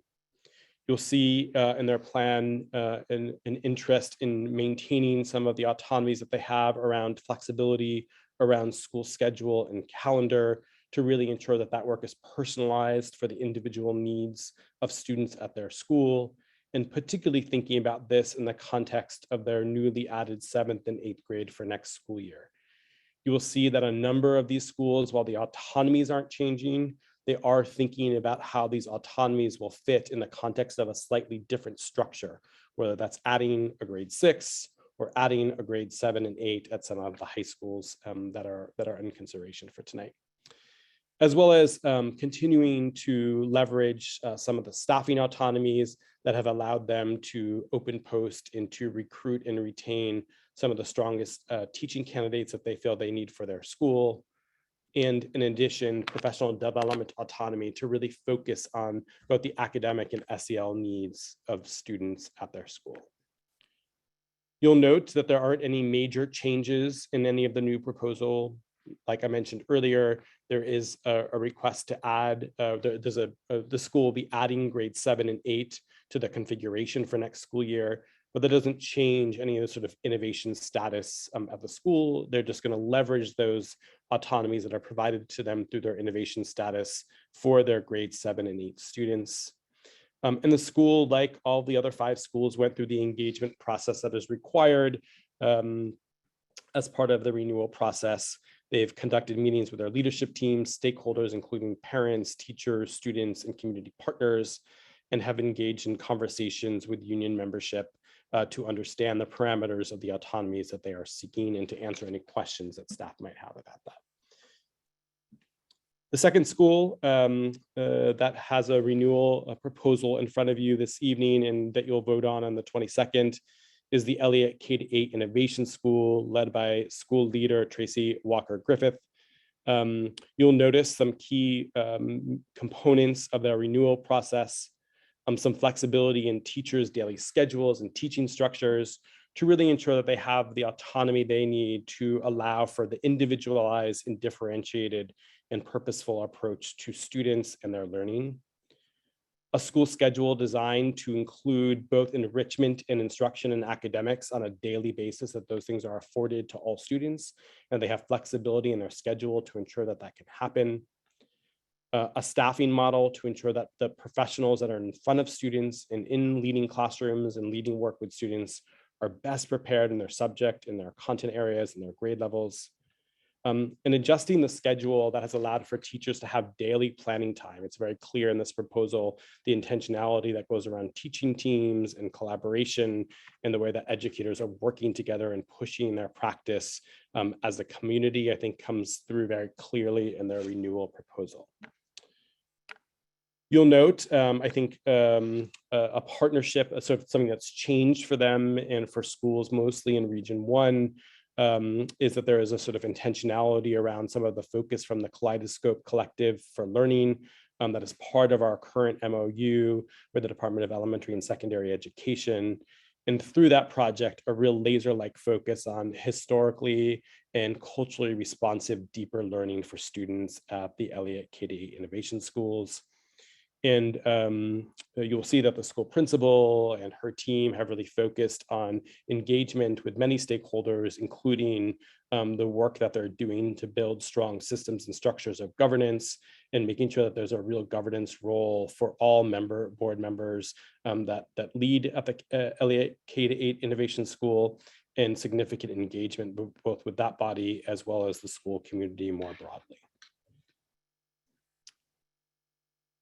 The Holmes Innovation School, led by Ed Brewster, you'll see a real commitment in their renewal proposal to elements of project-based learning and embedding that in the context of the work that they're leading, continuing investment in extended professional development hours, a deep commitment, in which is very important, particularly given the most recent DESE review, toward opportunities for full inclusion in a continuum of services for students at the Holmes Innovation School. An expansion, again, you'll see a case where the school is expanding, the autonomies will remain the same largely, and that those autonomies will also apply to students rising into the 6th grade. And autonomies, particularly in the area of curriculum, opportunities to supplement and add to the district recommended materials, opportunities to opt out of certain services at the district level, and a commitment to pay actual teacher and educator salaries rather than average salaries, and to repurpose any savings for other potential roles at their school. And a school schedule that has an abbreviated schedule on Thursdays for professional development for educators at the school. Again, there are no major changes in this renewal plan. It's consistent with some of the original proposal that the school committee has already voted on, and they're maintaining the structures in place to capitalize on the growth and progress that the school has seen. And like the colleagues before them, they've done significant work engaging their families, their staff, and community members, including conversations with BTU representatives and BTU leadership on this proposal. Margarita Muniz Academy, led by Dr. Dania Vasquez. I just want to acknowledge some of the intentionality here in this proposal. I've had an opportunity to learn about some of the work that they're doing around college and career readiness, and some of the work that they've done to put the stake in the ground to articulate what the portrait of a scholar at MMA will look like, and what sort of dispositions, competencies a student should demonstrate. And I just think that there's some real innovative work happening here that should really be the center of what we're thinking about relative to secondary education across BPS. There is a commitment to reimagine learning and to use the city as a sort of campus model to really integrate expeditionary sort of learning opportunities and place-based learning opportunities for students at the school, and to really leverage the city as a resource for students and a learning laboratory for students as part of their education at the school. But there's real belief in this concept in the way that Dr. Vasquez leads, that learning can happen anywhere, anytime, both in and out of school, and that students build skill and explore their passions in real world learning. And that, really sort of thinking about this, not only that students like own their learning and have an ownership of Boston, but our city sees our students and their rich diversity as assets to our community. You'll see a number of pilots and partnerships. I just want to acknowledge and thank the school and their team for their leadership, particularly in the area of early college and dual enrollment. I think it's a really important feature relative to our work around high school reform and thinking about secondary options for college and career readiness. Some minor adjustments to the proposal. You'll see an integration of the portrait of the scholar that's weaved in and embedded into the renewal proposal. And as the school continues to build out and find support for their city as a campus model, you'll see that evidenced in the work that they're doing around their proposal. And I think significant investment in community engagement on this. They've leveraged a private grant through the Barr Foundation to complete the work around the portrait of a scholar, and that work requires significant investment in community engagement and discussion to get to that stake in the ground about these are the competencies and values that all graduates from MA should have. And over the last 2 years, staff, students, partners, board members, which are very active, and community members have participated in developing this renewal plan that has been not an afterthought in any way, but really been centered around the progress that the school is making, and want to thank them and acknowledge them for that work. Finally, the fifth proposal that's before you for action at the next school committee meeting is the Winthrop Elementary School, led by Leah McKetty. You'll see the sort of heart of their renewal proposal is around, sort of continuing to leverage some of the autonomies, particularly thinking about the area of curriculum instruction and assessment, and some new work that they're trying to do around integrating STEM standards across disciplines at the school to continue to leverage their work in scheduling and professional development and staffing autonomies to ensure that they have the right faculty in front of students, and appreciated their sort of stake in the ground and belief around thinking through the sort of accountability measures that demonstrate students are making progress, and a deep commitment to using some of the district resources, specifically the MAP growth assessment, to have a deeper sense of how students are improving over time than taking a single measure at one specific time. There's a real commitment, I think, to multiple measures and to be thinking about the growth of students over a period of an academic year. You'll see there are no major changes here in this renewal proposal. There is obviously sort of a commitment to tying in a more interdisciplinary sort of work, particularly some of the STEM content areas into the daily curriculum at the school. The school will also be adding a new 6th grade and needs to think about how to implement these autonomies for this specific group of students. And there was obviously a change in the proposal to reflect current data from the proposal from 5 years ago. And you'll see a list of dates and times that the school community has engaged stakeholders to get input on this proposal that's before you. So what we'll do now is I'll turn this over to the chair for questions. The vast majority of those questions will likely be answered by school leaders or their designees. I'll be available to answer any district questions that you might have around this process. Just knowing that this is just the first attempt to engage in conversation about this. This will be on the agenda again on the 22nd, and you'll have a second opportunity to ask questions and to get whatever you need answered in order to take action on these 5 renewal plans. I'll turn it over to you, Madam Chair. All right. Thank you, Dr. Eggleston. Can you take this down so I can see the community, please? Take that. Yeah. Thank you. I'm thinking probably the easiest way to do this is, since there are 5 schools, that we'll just go school by school. And so we can just ask all of the questions about a particular school and during the rounds. Does that make sense to folks? Okay, so I will start with the Burke. Does anybody have any questions for the Burke?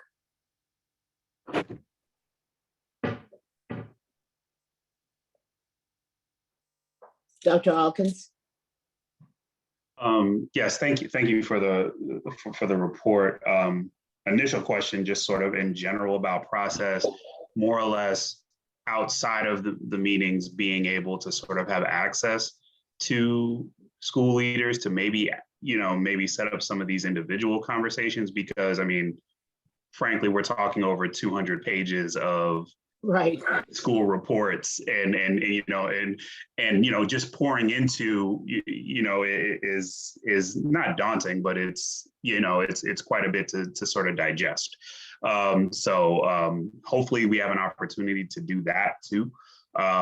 But particularly like for the Burke, I am curious, particularly one of the things that stuck out to me, not necessarily in the presentation itself, but particularly in the equity impact statement, how it actually spoke to sort of issues of chronic absenteeism, particularly with English learners, and thinking about improving benchmarks for ELs moving forward. And I'm just sort of curious as to what novel, innovative strategies that they might be thinking about to re-engage that population, but also to think about how you're going to improve moving forward. Well, thank you. One of the areas where the pandemic really affected the Burke the most was in the EL population. Not only because of a housing situation, but also, other situations like economic, and our families are living, extended families live in small apartments, and a lot of them had to move out of the area, and seek support from other relatives. So that drove our attendance a little bit, but it drove also our school data in terms of what chronic absenteeism became. So we did engage, we had a very aggressive strategy to engage all these families. For example, those that did not have technology, which we came out, all right, and delivered the technology that they have. If they didn't have internet, we delivered hotspots, and we knock on the doors. And those that were still having difficulty, we deliver packages to make sure that we stay connected with the family, we stay connected with the children. And slowly, we're starting to see these families coming back. But the work is not done. The work is going to continue to be, because one of our biggest goal is really to recapture everybody, that is enrolled at the Burke High School. And the family, one of my biggest, goal is to continue to increase family participation, family communication, because that's the key to solve all of these problems. But the staff, we do have, our schedule does provide opportunities for staff to come together and look at these nuances that are really preventing these students from attending school on a daily basis and be successful. Because the history of the ELs at the Burke High School has been very strong. Today we did about 105 students, and about 10 of them, graduated with a seal of bilingual biliteracy, and we were very proud of them. So there are lots of things. During the Wednesday meetings, there was only warning indicators that we utilize. That's the part where, everybody, it's inclusive. We do not separate the staff that are, are in the EL program. They are, because one of our strengths also is being a full inclusion school. So we proud ourselves and provide opportunities for those students to not only be served in the classrooms where their language needs and social emotional learnings are served by a highly qualified teacher that is, most of them do speak the language, understand the culture, but also in the mainstream, we'll make sure that teachers that are serving them, with language instruction are also certified. We do, we have examples at the Burke of the teachers that are, fully capable of speaking and writing Cape Verdean, but they're not Cape Verdeans. But they go out and beyond to really make sure that they understand all the cultural and linguistics barriers that exist with the students. But mainly for the Cape Verdean population, EL, and also some of our Hispanics, is this problem of, what Boston is becoming a place where living is really very expensive. Today, some of our students received some big applause for their work that they did in gentrification, and housing in Boston. And they were recognized for that work that we did with the Lubin Foundation, where they are not only learning about all the situation, but they're exploring solutions. And those are the things that we are including, not only the school community, but our partners in the work. So it's work in progress.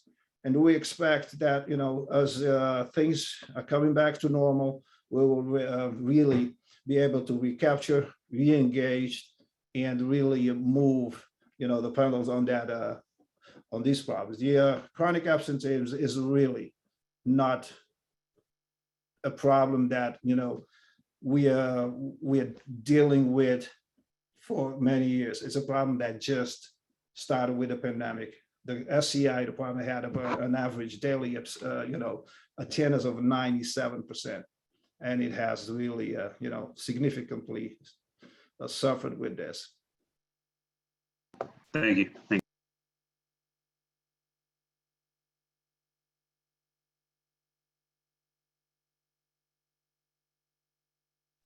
Sorry, Mr. Cadet Hernandez. My question's not for the Burke, and is that okay? It's a sort of process question, or do you want to hold those till the end?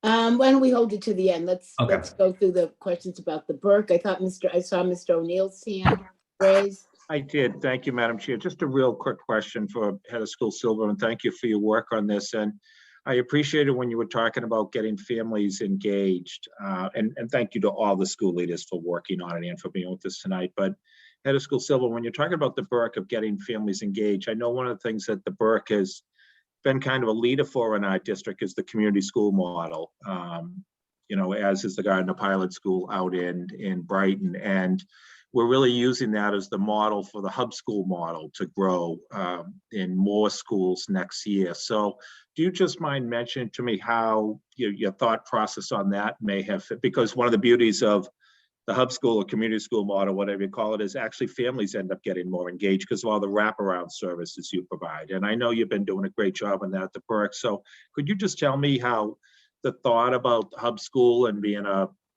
leader for others in that model factored into your plan and your thinking? This work, when we began this work, we began it way back, and there was a strong commitment to the Grove Hall area itself. So we know our families and our students are the most marginalized and the ones that fall in the lowest poverty rate. So doing that work, we do a lot through partnerships, bringing to service to the families and supporting their needs. Not only, we don't focus just in the academics. It's the whole child, and the idea of the whole child, brings the whole community with it. We do reach out to the families and try to figure out, what are their needs? How can we support? Not, if they, if they need support with social emotional, we bring many partners, and we continue to extend that service to them. We hire, a family liaison.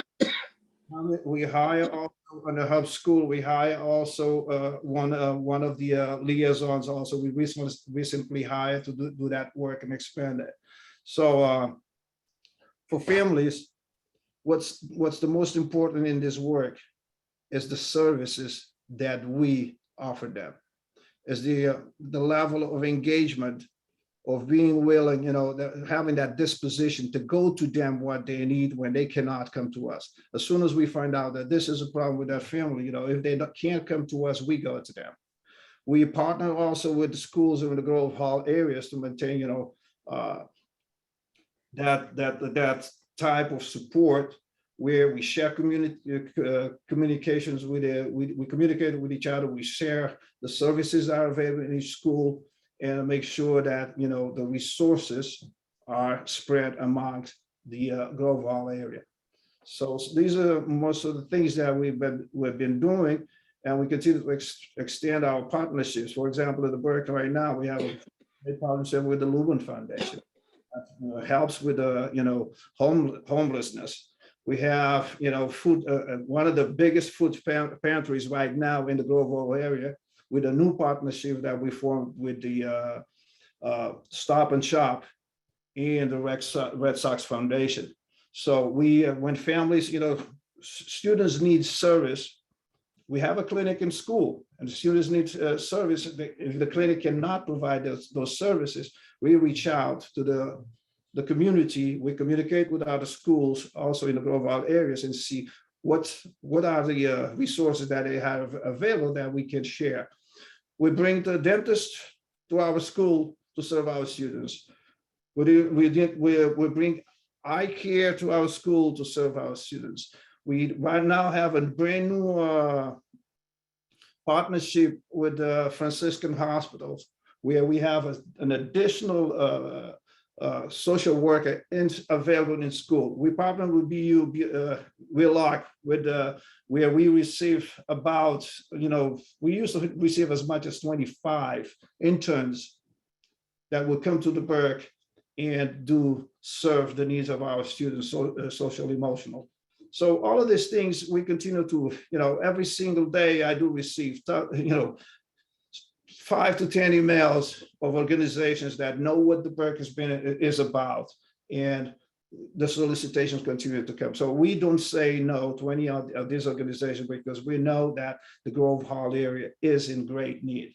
And one of the biggest things that could happen to the Burke is to become a 7 to 12 school, because we've been talking about what if we would receive these kids at a younger age, and we have this opportunity right now to start, connecting with these families. And when I talk to, my colleagues in the Grove Valley, we talk about cradle to high school, it really putting expanding these services, sharing resources, bringing, the whole community together, and try to see if we can have our families not leave so independency, but also explore the assets that every family and community member brings to the whole school. Thank you, Mr. Silva. Thank you. Anybody else with questions for the Burke? I have one question before we move on. Again, thank you so much for your presentation, and particularly thank you for the description of the hub model. I'm interested in understanding, as you're looking at your autonomies around curriculum, how will that impact your development of the Mass Core programming move forward? Well, that's a great question, because all of these questions are great, but we talk about the social emotional and the wraparound services, but that doesn't go without the academic piece, right? So one of the things that this autonomy has provide us is to really the flexibility around the curriculum, being able to really adapt it to individual needs of our students. If you look at the Berkeley data right now, one of the surprising outcomes right now is how well our, special needs students are doing. The data, if you look at the data, compare them, they're doing extremely well right now. And that's due to the flexibility. Our staff, every single year we engage them in deep, professional development. We do not just use the 18 hours that are mandated by the, the union we go beyond that. We go to 32 or more. We do have, we bring our staff early for a retreat where they start looking at the data that, we have and really start planning ahead of time.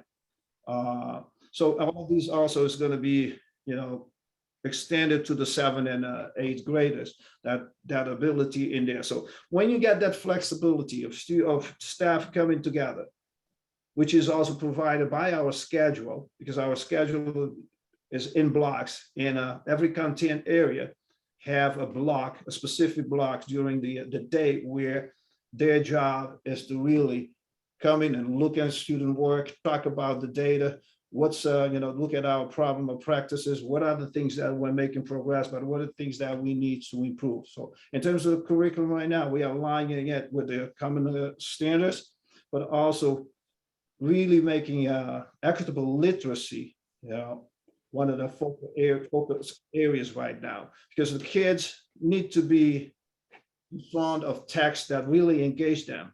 Not only is reflective of who they are, but also is challenging them rigorously. Thank you. Okay. Mr. Carter Hernandez, I'm going to let you ask your question before we move on to the next school leader. Great. And this one is for the Burke, because I guess this will be the question that I ask everyone on some level. Because these are all renewals, if I'm understanding this correctly. Correct. And so I'm just curious if we're approving a renewal, like what, like this level of autonomy is supposed to impact student achievement. And so like over the course, what sort of innovations, I would hope, impact student achievement, but also the innovation should impact the system. So 2 questions. In what ways is the innovation impacting the system, if you know of any? And then I think the second question is, in what ways is this autonomy impacting outcomes, and what data points can you point to? Well, if you look at the the past years, the Berkeley has been making sustaining and consistent improvement, in terms of academics. The Berkeley also, recently, U.S. News really, looked at all the schools and the data and their data and ranked us one of the, a school as a number 7 school in Boston, which we are proud of, and we accept that. But the work is still, far from being accomplished. Right?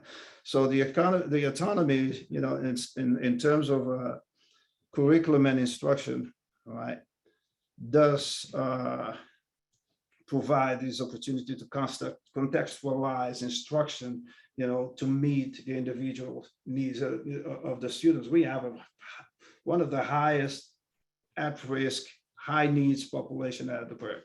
And teachers come together. We have a special education team. We have an SEL team. We have a language assessment team. So all of these teams come together, and our instructional leadership team also, is the main force behind curriculum and instruction at the Berkeley. The instructional leadership team is formed by teachers from the different contents, and those teachers are the ones, they're the liaison between the academies and the administration and the ILT. And what they do, they have an opportunity to come in together daily and create inquiry cycles that are data-driven, that drive the instruction of the, at the Burke. So those are the things that we're doing to look at. And, the autonomy, we do not exclude assessments, especially the district interims, because that provides us an opportunity to really, measure our goals, and see where we are falling according to, where the district is. Because one of the things is, although you have those autonomies, you still have to demonstrate sustaining gains throughout the year. And that is done by, it's a collective responsibility of the entire school, where we all engage into these, conversations and looking at our data, examine our problem of practice. For example, one of the things about the leadership team, we have, weekly meetings where we do examine our own practice also as leaders. How are we impacting, the outcomes in terms of teaching and learning? What type of, feedback are we providing that the teachers? We even tally it into what one of our goals, which is student discourse and active learning. We even tally that to say, is that really making progress? Is that really contributing for the students to be, successful in academically, which when they are successful academically, also they are successful in the other areas.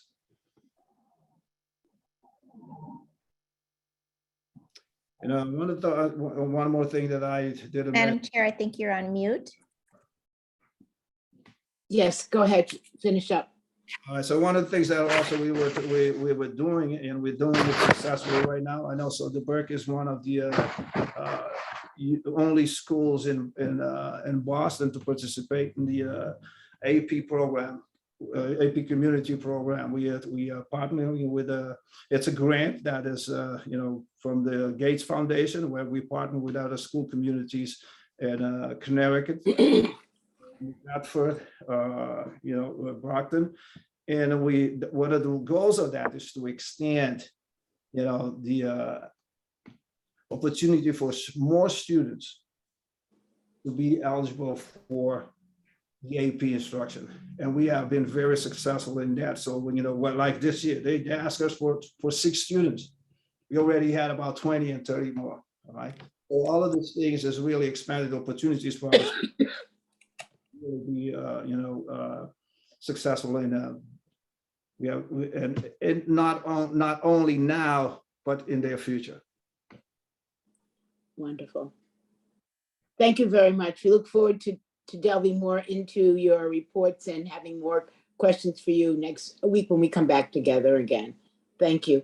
I want to move on to the Elliott K-8. Are there any specific questions for Ms. Walker Griffith? Mr. O'Neill? I don't see Walker Griffith in your contacts. Perhaps you meant one of these 7. Sorry about that. Well, I'll start off by saying head of school, Hi. Principal Walker Griffiths is in my contacts because, Madam Chair, as you know, I served as a school committee member on the innovation plan for the Elliott School when it was first formed, and then Principal Walker Griffiths has had me serve on it back. So I just wanted to simply thank the team that worked from the Elliott School on behalf of this innovation plan proposal for, it feels at least like a year, Principal Walker Griffiths, and including many 7 a.m. Zoom calls of the entire team. And I noticed in Mr. Eccleston's or Dr. Eccleston's presentation, he highlighted the governing board's role in it, but it's really, to me, the innovation team plan that Principal Walker Griffiths put together and led. And I was so incredibly energized and uplifted by listening to the conversations of the teachers on that group and how thoughtful they are and the approach they take to planning, how proud they are of it, how they think about their students and how to improve it. It was just an incredible learning experience for me. and a great example of seeing wonderful work that's going on, I'm sure, in all of these schools that are presenting tonight to put these plans together, and in many other of our schools as well. So at times when people like to say, including folks at a more state level, that we have challenges in Boston Public Schools, we have an awful lot of good things going on in Boston Public Schools too. And just this innovation plan work, one that I get to see up close in one particular school, but I know is being done in many other schools, is really inspiring to see. So thank you, Principal Walker Griffin, for you and your entire team. And yes, I even made many of those 7 a.m. Zoom calls when you had sounded like you had had your 5th cup of coffee already, and I think you don't even drink caffeine. So thank you for the work of the group. Thank you. Dr. Alkins?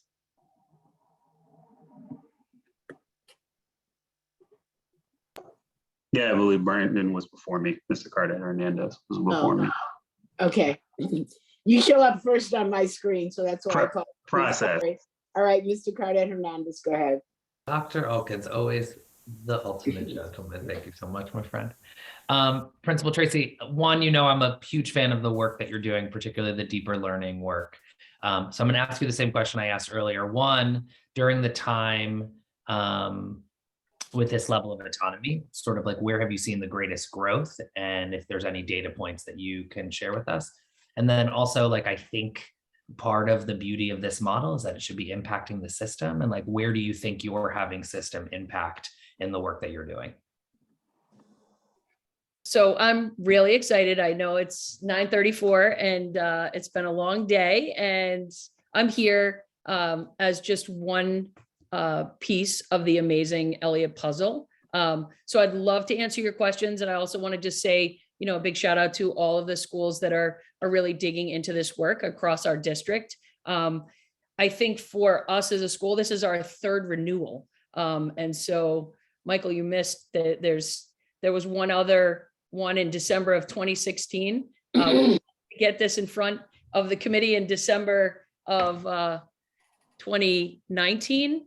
We were starting to plan that, but we're really excited to think about what next practice will look like. So significant shifts that have happened over the past, and I've been at the Elliott for 15 years now, I think is really continuing to honor the voice of teachers, the ways in which we look at our curriculum, and all in service of children. I think our work with the Kaleidoscope Collective for Learning with DESE, we were a pilot school, really pushed us kind of beyond our comfort in thinking about our scheduling autonomy, and then specifically connected to what is our data telling us when we're trying things and we're failing forward. We want to make sure that we're learning from our mistakes and continuing to pivot and shift. When the pandemic hit, we had clear systems and structures already in place for looking at student work and having conversations. And, you know, we always say constraint leads to innovation, and our innovation plan, we continue to incubate ideas. I think the biggest stretch for us as we've moved into our 2nd to 3rd is to continue not only to see what's happening at the Elliott this year, actually last year, COVID kind of pushes these years together. I was able to become the principal lead for Region 1 as we launched the work with Kaleidoscope. And I think for me, it pushed my leadership to continue to think not just what's happening with us, and we're never fully cooked, we're never there. And the conversations that I've had with Phil at East Boston and with Charlestown High and all of the schools in East Boston and Charlestown, how does this work in deeper learning connect to our anti-racist, anti-biased practices in our classrooms? How are we looking at our curriculum? Whose story is being told? What are the books that kids are listening to and reading in their classroom libraries? And kind of pushing ourselves, and Kaleidoscope was great for that. And then just connected to the data points, right? So data, you know, we have lots of different data, right? We have MAP data, MCAS data. And I think for us, the last MCAS that we took, you know, like the pandemic, all sorts of things were happening. And for us, it was making sure that our kids had the social emotional learning needs met. We opened back in December. We have a highly specialized language-based learning disability strand. So our special education students, the data that we have compared to the state after this past year that came out in October, 43% of our kids that are students with disabilities are proficient or exemplary in the state's eyes, compared to where the state is 16%. Our multilingual learners, our former multilingual learners, 50% of our students, compared to the state's 24%. So in ELA, right, we say reading is thinking. Kids need to see themselves as readers and writers and mathematicians. And then just math was something we know, in the pandemic, we can get you on Lexia, we can get you on Vooks and all the different Epic, and math was something that we wanted to make sure that we could continue to grow. That's an area that we've been working on. Hopefully we'll see that data in October publicly. But even last year when we launched, 41% of our students with disabilities were proficient or advanced, 10% in state. Former multilingual learners, 55%. The state was at 17%. This is mathematics, friends. So overall, we're seeing some good work. It's never enough.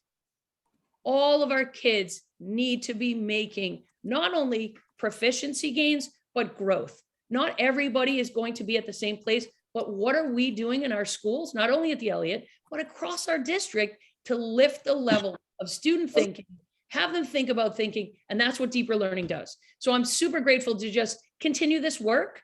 This is my 30th year in BPS.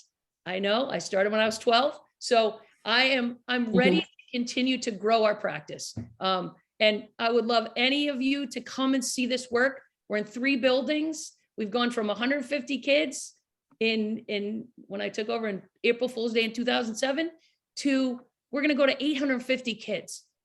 And it's not 850 kids. There's 7,500 kids in Region 1. We've got to make this is the standard of excellence. What's the floor? The ceiling is take us to the next level. And I know I'm really excited to do this work with all of you. And let's just get it. We can do this. So thank you. Thank you. I'm going to go on to Dr. excuse me, Dr. Alkins.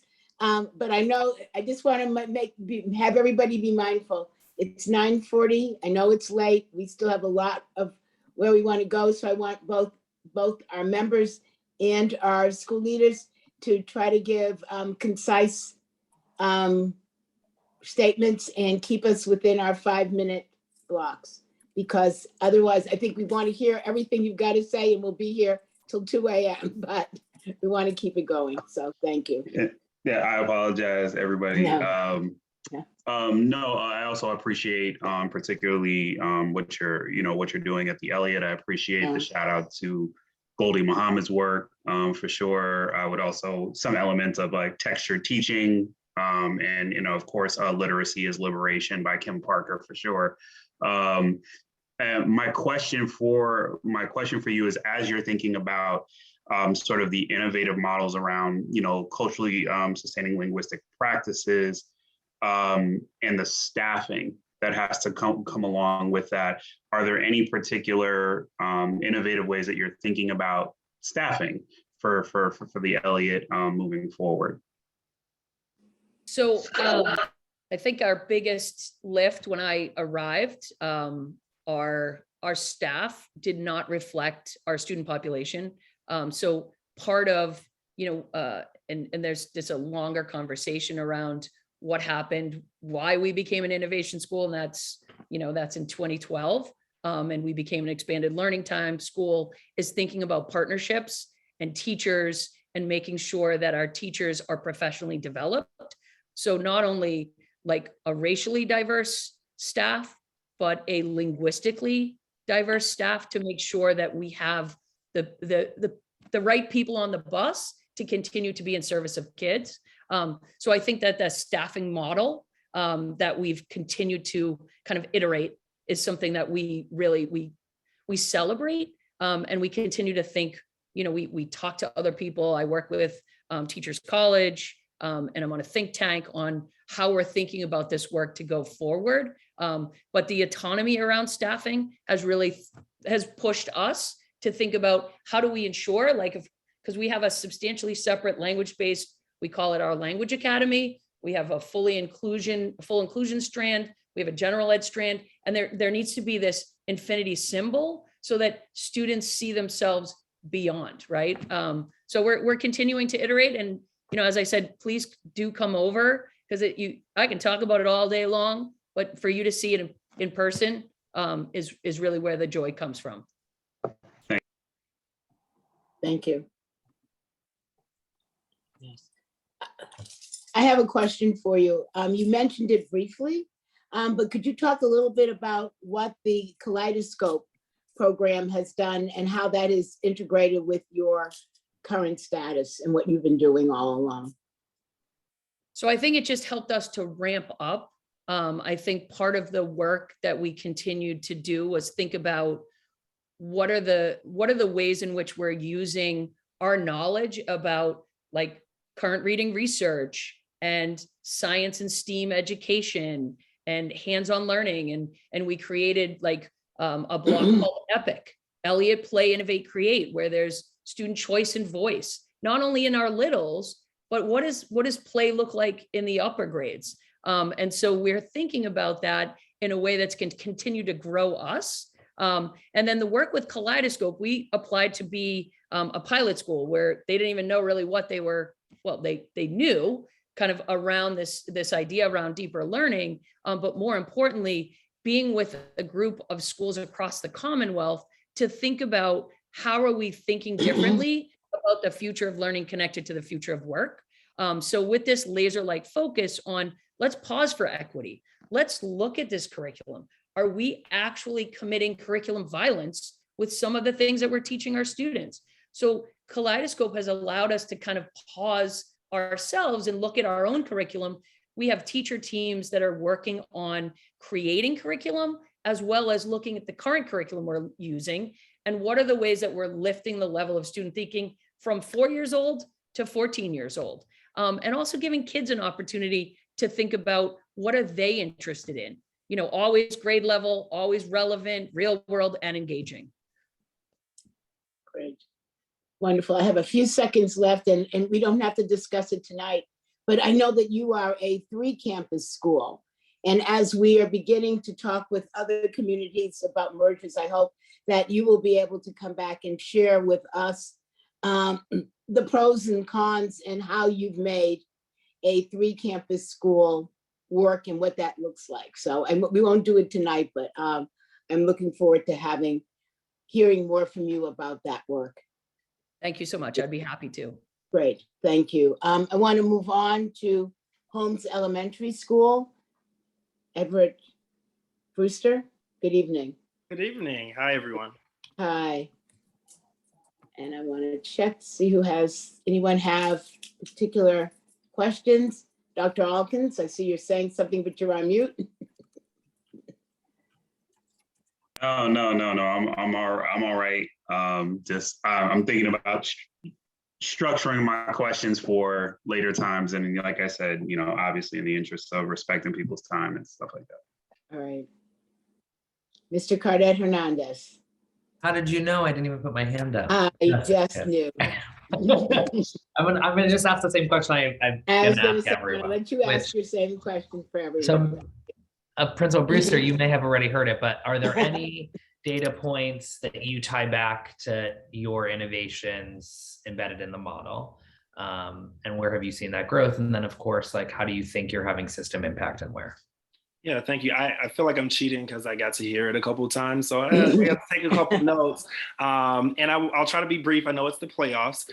So I will share that for us, I also want to give credit to the former leader who initiated the innovation plan. So shout out to Principal Lamore. And I will name that in 2018 that the Holmes met 91% of the targets for MCAS. I'm going to name again that 91% of the targets for MCAS, so high that they exceeded everything what the markers were. Now, since I've been there, we've had a couple of things, maybe COVID related, but even seeing growth as projected based off of last year's MCAS as well. The Homes consistently takes both MAP assessments and district interims to measure progress and growth. And so we consistently use coaching and feedback as structures that we were able to do that. I know that it was named that we have an abbreviated schedule on Thursdays, which allow us to do consistent professional development for staff members. As far as data points go, I think we definitely had a higher average than the district in nearly all categories. When we're thinking about our family satisfaction rate, and then thinking about our teachers, because you want to make sure you're creating an environment where you're helping them grow and learn. Thinking about our coaching and feedback, it was 30% higher than the district on this most recent climate survey, and then 14% higher than the district for PDs. So we've been able to utilize those times to get feedback from our staff members about what they need, and then providing a space for them to learn from their colleagues. I think we have identified, and I think all school leaders here will name, like discourse as a area of focus so that we can have that student to student discourse, but we often don't provide those opportunities or embed in systems to allow our teachers to learn from one another. So it's one thing for me as the principal to say, hey, I think this is very important and you need to do it. And it's another when you're learning alongside of your colleagues. So that's one of the things we've been able to do. We've also had just overall increased family engagement based on traditional engagement and participation, but other ones, I think blessing and a curse was COVID, and being a school leader only in COVID times, as I like to call it, is that we had to rethink traditional means of what engagement looks like.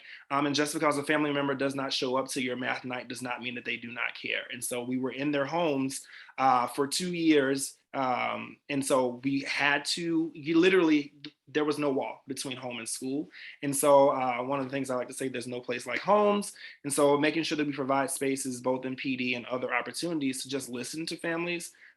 As the school leader there, my first thing to do was devote an entire day to family and community engagement so that we are like identifying and knowing who our partners are and what their roles are, but also literally having listening conferences with our families for us to just listen.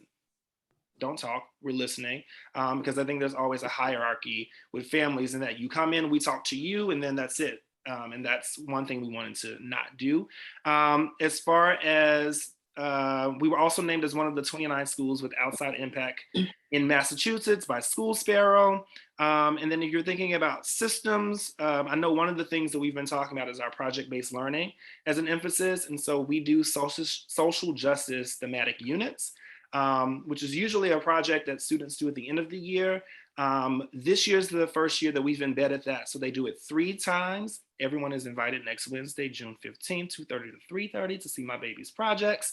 Some of the things that they have been able to tackle have been housing inequity in Boston from our 5th graders, whether the school board should be appointed or voted upon, and that was coming from 2nd graders. Expanding busing opportunities or free busing to reduce our carbon footprint. Those were our 1st graders talking about those things.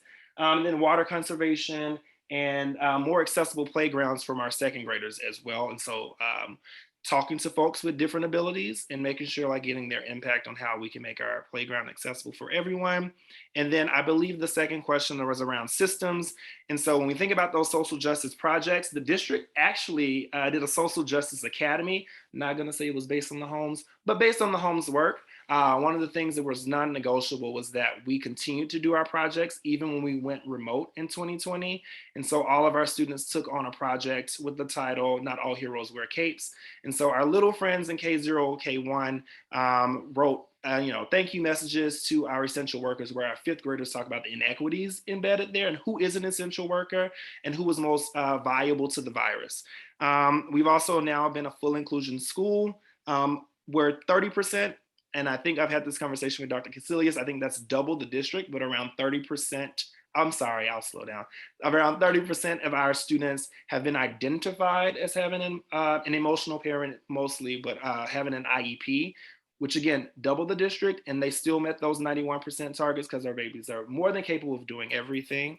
And so we're now full inclusion, and 100% of those students have found success. In fact, the 2 highest scoring 5th graders in the first math interim this year were students who were formerly sub-separate. And then we've also been able to expand to grade 6 as of next year, which was a priority. Now I will name that our former students are incredibly upset this is happening after they have gone. But this was a request of our school community. And as a result, we can increase the opportunities for those students to have inclusion opportunities. Because what will sometimes happen is we will have our students here and have those inclusive opportunities, and then they leave, and we can't guarantee that they're having those inclusive opportunities again, simply based off of a particular coding in their IEPs. Thank you. Thank you. We're not going to ask you more questions tonight, but I want to come see your school. Haven't been there in a while, but want to come see your kids. I'll tell you a wonderful story about them later, but thank you. All right, thank you. Thank you. All right, we're going to move on to the Muniz Academy. Dr. Danya, questions? Good evening, everybody. I promise to speak slowly for the lateness of the time, so it'll just make me speak slowly. I don't see anyone's, No Dr. question. Alkins, I was going to say, I don't see anyone's hand. So go to Dr. Alkins and then Mr. Cardet Hernandez, you can follow up. I know it's a question too. Yeah.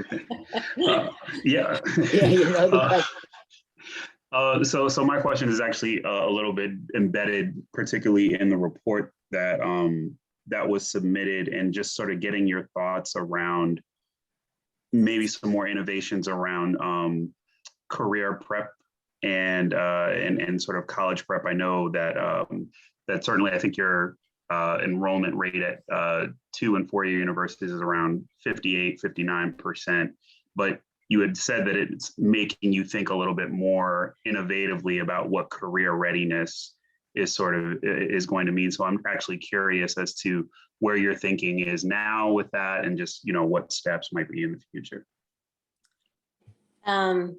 We don't think that number is high enough, actually, for our Latino students, although I think it beats the national average, right, for persistence. And when we first started our school, just a little bit of history, we started as a college prep, and we're 10 years old this year. And some of the school committee members helped launch this school. So ever grateful to them. And it was our students that really educated us very well. And, you know, we redid our mission, we went through a process, and it's college and careers. I don't think that's unusual for many schools, you know, in the day, but we did go through a process, and it was really motivated by our students. And so what we've been trying to do in the City as Campus as part of that sort of big thinking is, how do we give our, one of our students last year said this beautifully. She talked about the big why. You know, what's your big why? And so we need to really dig into that and help our kids understand what's their big why. And college and career has to start when you hit 9th grade. And how you talk about it needs to be scaffolded. So these are some of the learnings that we've engaged in, and some of the framework that we're building in part of the City as Campus model. So how do you talk to a 9th grader that doesn't even understand what high school means, you know, and much less thinking about, you know, they're not thinking about senior year, versus kids who are already at senior year, 11th grade and senior year. It's a very different conversation. So that's part of how we're trying to reformat what we're doing, so that college and career, we pay attention to it differently. I think we also need to give our kids choices. In this digital age, it is very true that you can really carve out some pretty interesting career choices and not necessarily have gone all the way to a, you know, a 4-year college, right? And some of our kids believe that, and there is lots of evidence for that. And so, you know, and some kids really want different pathways. And so we are trying to be responsive to our students and what their interests are. And it all boils down to this thing that I think all of us are always chasing, particularly at the high school, and that's engagement. How do you keep high school kids engaged? Particularly the pandemic has really been, super challenging.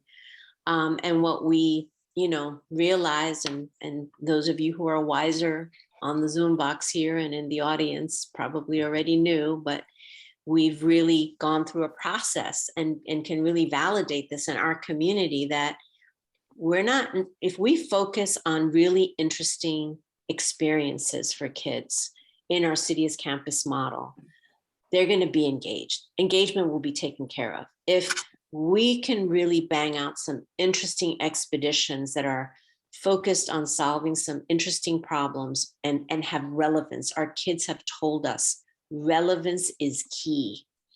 Then we're going to engage them, and then they're going to be able to figure out that college and career pathway. The other thing that we discovered, and we did lots of surveys of our kids, and we started this work just before the pandemic. And one of the things that came out, and it was pretty stark, and the adults in the community went, oh my God. All the adults thought yeah, we're doing this college and career thing. And the kids were like, not so much, we're not really getting it. And so that piece of data really has driven a whole sort of reimagining of how we're going to talk about college and career so that it's accessible.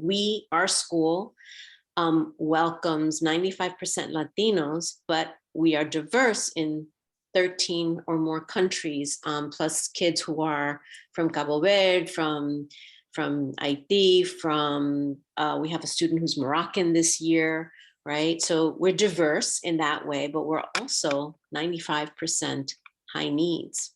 So many of our kids, 25% of our kids are new to the country. They're ELD levels 1 and 2.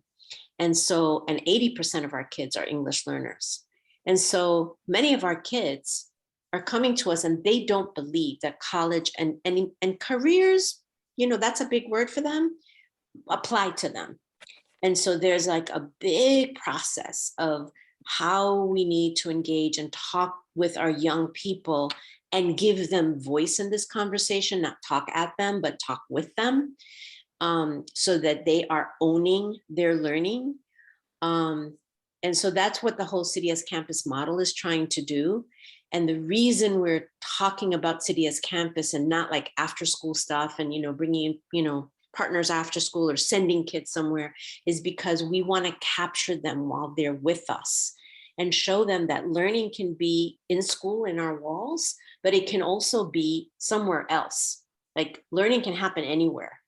And that is also, providing a really interesting dynamic in how kids are thinking about their choices and their opportunities. I will just say finally, the pandemic has been brutal. I'm sure all of the high school leaders and all of the leaders at all grade levels can say, engaging our kids, keeping them sticking with it, has been really, really challenging. And I don't think we are in full recovery yet. I think recovery will take at least another year to get ourselves back to sort of the data space that we want to see ourselves in. So those are just to answer your question in as brief a way as I can. There's lots to say about it, I suppose. Lots of learning on our part, for sure. Thank you so much. Dr. Cadet, sorry, Mr. Cadet Hernandez. Same question I was going to ask, but I'm going to push us to just be fast, obviously, for time. Any key data points that you think are tied to a particular innovation in the model? And then obviously, is there any place that you think you're impacting the broader system or the way other schools are thinking about teaching and learning? I think we are the only dual language high school, not just in Boston, but in the New England region. And I think that earlier in the meeting, you had a report by folks from the task force. And in that report, they talked about, an asset-based model. And that is what we represent, an asset-based model around language and culture and diversity. So I hope we're leading and we can share that with the rest of our district colleagues. I think the numbers that I would point to in terms of our own data that resonate for me are that our kids are really hanging in there. As I said, they're coming to us a little over age, some of them new to the country, many of them English learners, the majority of them. And so we hang on to our kids. So our 5-year graduation rate is like 91%. We hang on to them. And beyond that, we don't let them go. And so we have an alumni success program, which is kind of unique. I know a lot of charter schools do this. We have an alumni success coach. He gets to know them in 11th and 12th grade. And when they graduate, he follows them. The original intent was to follow them for 2 years. 4.5 years later, we're still following all of them, thus the data. And many of our kids are returning, and we have a little cohort that's sort of blossoming, who are now members of our staff community, and are going, one of them is going to be coaching across BPS out of the Boston Debate League. And so, you know, I'm proud of that, you know, of our kids coming back and paying it forward within our community and within BPS. And that was sort of my own personal desire when I first started the school. And I would say to the kids, one of you are going to get my keys and run this school one day. And I think that may very well happen. Wonderful. Thank you. We could ask more, but we're going to move on for this evening. But thank you so much. Thank you. And lastly, we'd like to hear from Leah Blake, John Winthrop Innovation School. Hi, good evening. Good evening. Hi, good evening, everyone. Questions? Dr. Alkins, do you have a question? I like the assumptions now. I mean, and this, and you know, this goes for you know, what we heard also of the homeschool too, and I look forward to further conversation next week too. But particularly, you know, the Winthrop School and the homeschool also being high African American, Black African diaspora population serving institutions. You know, I'm very curious and encouraging of any innovations that come out that can speak to improving Black student achievement in particular. So I'm very curious as to what you would highlight as those, what would you center as those highlights that, you know, the district can sort of take and think about, you know, scaling to some extent? You're on mute. Thank you, Madam Robinson, thank you. I think, you know, if you just really read through our plan and really look at the history of the Winthrop, you know, we've been through a lot. We've been in turnaround, and we really had to really think through, based on our population, like you said, you know, highly African-American, made a high population of students who just are high needs, and really thinking through innovative practices that are going to accelerate academic achievement, but at the same time, really develop students, you know, social emotional skills and strategies, and really help, you know, accelerate learning, but also make better humans and help students become more innovative. And so, you know, we did a lot of partnering with the district and, you know, really thinking about, of course, the innovation plan is based on STEM practices, yet at the same time, those STEM practices connect with what the district is doing already with equitable literacy, and really thinking through how you can embed those practices throughout the entire curriculum and really train teachers and really think about innovative ways to make those practices focus on content, yes, also be culturally responsive. And so teachers are just, you know, not thinking about the old ways of how we used to learn and how we used to do things. And the way that I think the district is representative of equitable literacy and how we're learning how to integrate those practices into everything and thinking about STEM education really meet high need students, students of color, students of varying economic backgrounds, Black students, African-American students, students of immigrant backgrounds, and the variety of students that we have at the Winthrop, at the homes, and the different communities that we have. And hopefully those practices really help our students, help meet those, help meet our students' needs further. Wonderful. Thank you. Mr. Cardet Hernandez. You know my question, so I won't waste your time asking. But just a data point you're proud of, and a way that the work, the innovations that you're doing, you feel like is impacting the system, which I feel like you have also spoken to a little bit just previously. Sure. So we've, similar to other schools, we've really thought about, you have all of these data points. We used to be a turnaround school. And so, we have our measurable annual goals that we're supposed to meet. We have all of our data trackers, we have all of these points in order to make these students make academic gains. But I think, what's really worked for us in the past couple of years is using growth and using the MAP proficiency levels, and also comparing that to district levels to really see, how our students are making gains. So what in the past couple of years, our observed growth is always higher than our projected growth, whether it be ELA, whether it be mathematics. So they have what's called a RIT score for MAP assessments. And for example, for ELA and last year, for this past year, our RIT score for ELA was 193. The district average was 201.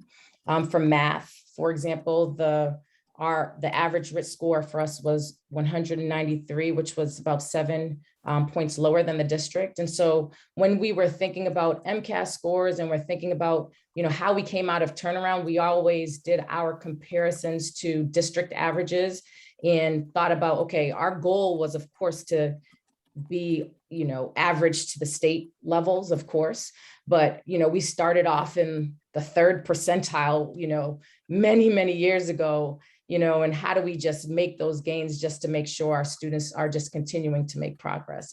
And so, not only, also with the content areas, just maintaining attendance in the past couple of years and making sure that we have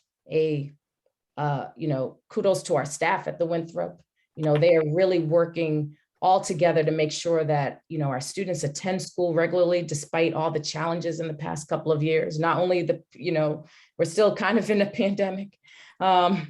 So just really thinking about all the different ways that we're coming together to make sure that our students attend school and also that we meet their needs to make sure that they have the resources to also, be successful in school. Because we have a very high needs population. So thinking about what are the obstacles that parents and families are really encountering where these kids are coming to school, and are they really thinking about our projected goals, or are they thinking about, how can, their day be okay, or, what's going to make their day better despite whatever challenges that they have at home. So whenever you have this high needs population, you really think about how do you gather all staff together to make sure that we meet those goals and have, the weekly check-ins, the student support team meetings, the attendance meetings, and you check on those goals, but at the same time, really meet students where they are to make sure that they have the resources and the strategies needed to make those gains, the resources in order to make those gains. Thank you. Any other questions from members before we close out? I want to thank you for your presentation, but I really want to thank all 5 of the schools. This has been an amazing evening. One of the things I have often complained about is that we don't hear enough from our school leaders and to hear what they're doing. And just hearing from the 5 of you tonight, and we know it's only a small snippet of the work that you all have been doing, but it was clearly a breath of fresh air to hear both the passion, the accomplishment, and all that you were doing. And again, you're just 5 out of the 125 schools that we have. And thank you for all of the incredibly hard work you all have done this year and the past several years, particularly during the pandemic. And, you know, as school committee, I just can't say how proud I am to know of all of the work that you all continue to do every day. And we look forward to hearing more about your work. And now that life is opening up, looking forward to being able to come out and visit in person to see the wonderful things that you all are doing, and to keep us informed so that we know that we can push forward to get things to you that you need to do to continue to do work. So thank you so much. And we look forward to taking action next week on all of your innovation plans. But thank you all so much. So I want to go on, and we will now move on to. Sure. Can I ask just a process question before we move on? Yes. My question is, and this is not for the school leader, so they can get rest. They have early mornings tomorrow, I am sure. So thank you. This is just a process question before the vote. As we're talking about this model, you know, I think for me, it raises questions, obviously, around Mission Hill and the analysis we were going to take on around system level failures from the sort of central structure. And I want to know sort of where we are in that analysis. I know we were told we were going to be talking about next steps in June. And I think it's helpful as we move into approving more schools into the model to understand like what levers are in place around, you know, escalations and other sort of like traditional central functions that may have been missed in supporting students in a school with greater autonomy. So I'll turn to Dr. Eggleston or Dr. Caselius. Are you asking about autonomous schools and quality school reviews in that process? I guess I'm more asking about, you know, like as we think about the Mission Hill report, we knew that there were sort of two pieces of the investigation, right? Sort of like the school level failures, but also the system level failures as well. And some in which, if I was reading the tea leaves, like was around sort of district level missteps, but also the lack of oversight that happened through autonomy or other answers, right? Like, I don't know, I wasn't in the room, and I think everyone's obviously waiting for that, that analysis. But I do know that we said we would come back together in June to talk about the next step of that investigation. And this feels connected in that moment as we're thinking about this model, and also a recognition that we have a school that really that was part of that model who really publicly failed. And we knew that some of the failure happened not just at a school level, but at a district level. Does that question make sense? Sure. I mean, Mission Hill had certain autonomies under pilot status, whereas these are innovation schools, a little bit different.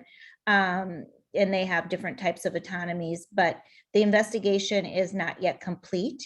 As soon as it is, we will definitely come back to all of you. I'm hoping that will be done before I exit, but the investigators have not provided me with a draft report yet for the system level investigation. So I don't have that as of yet. And there is work that we are doing with DESE and have been doing all year around autonomy and revising the autonomous schools handbook and guidance and training and governance training and all of those pieces that I think will be recommendations that would come out of the investigation in tandem with the work that we're doing with DESE. And, you know, Dr. Vasquez is also doing work and has been doing work all year with our Autonomous Schools Network regarding quality school reviews and walkthroughs, which is really where you get the in-depth kind of system level data that you need for continuous improvement. And I don't know if Danya wants to just speak a minute about her really good work that I think is going to be foundational in the future, not only for our autonomous schools, but could be a model for how we categorize tier 1, tier 2, tier 3, tier 4 schools, that has real, I say, meat on the bones for our families. Dr. Caselius, do you mean like the school quality reviews that I've talked about? Yeah, it's an old model. I would just say, Mr. Cardet Hernandez, I think we're all held accountable quite a bit. We have the same accountabilities that every school in the district has. We have boards that we should be held accountable to. And the innovation schools are a little bit different in that we have to have these reviews every 5 years. Pilot schools also originally agreed to reviews every 5 years, and that's where the school quality reviews came from. And I've been advocating, I'm like a broken record about it, that we bring back the school quality reviews because they were eminently important. They gave us great data. They were conducted by outside neutral parties that came together to do this work. And they were brought to the public forum, to a superintendent, to the BTU. There was a process. And I think that all the school leaders endorse this. You have Horace Mann schools that have a different kind of accountability system that's with the state.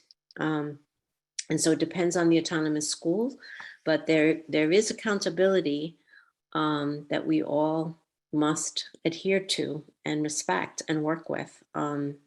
And so I hope that answers your question. I think that there's a renewed effort.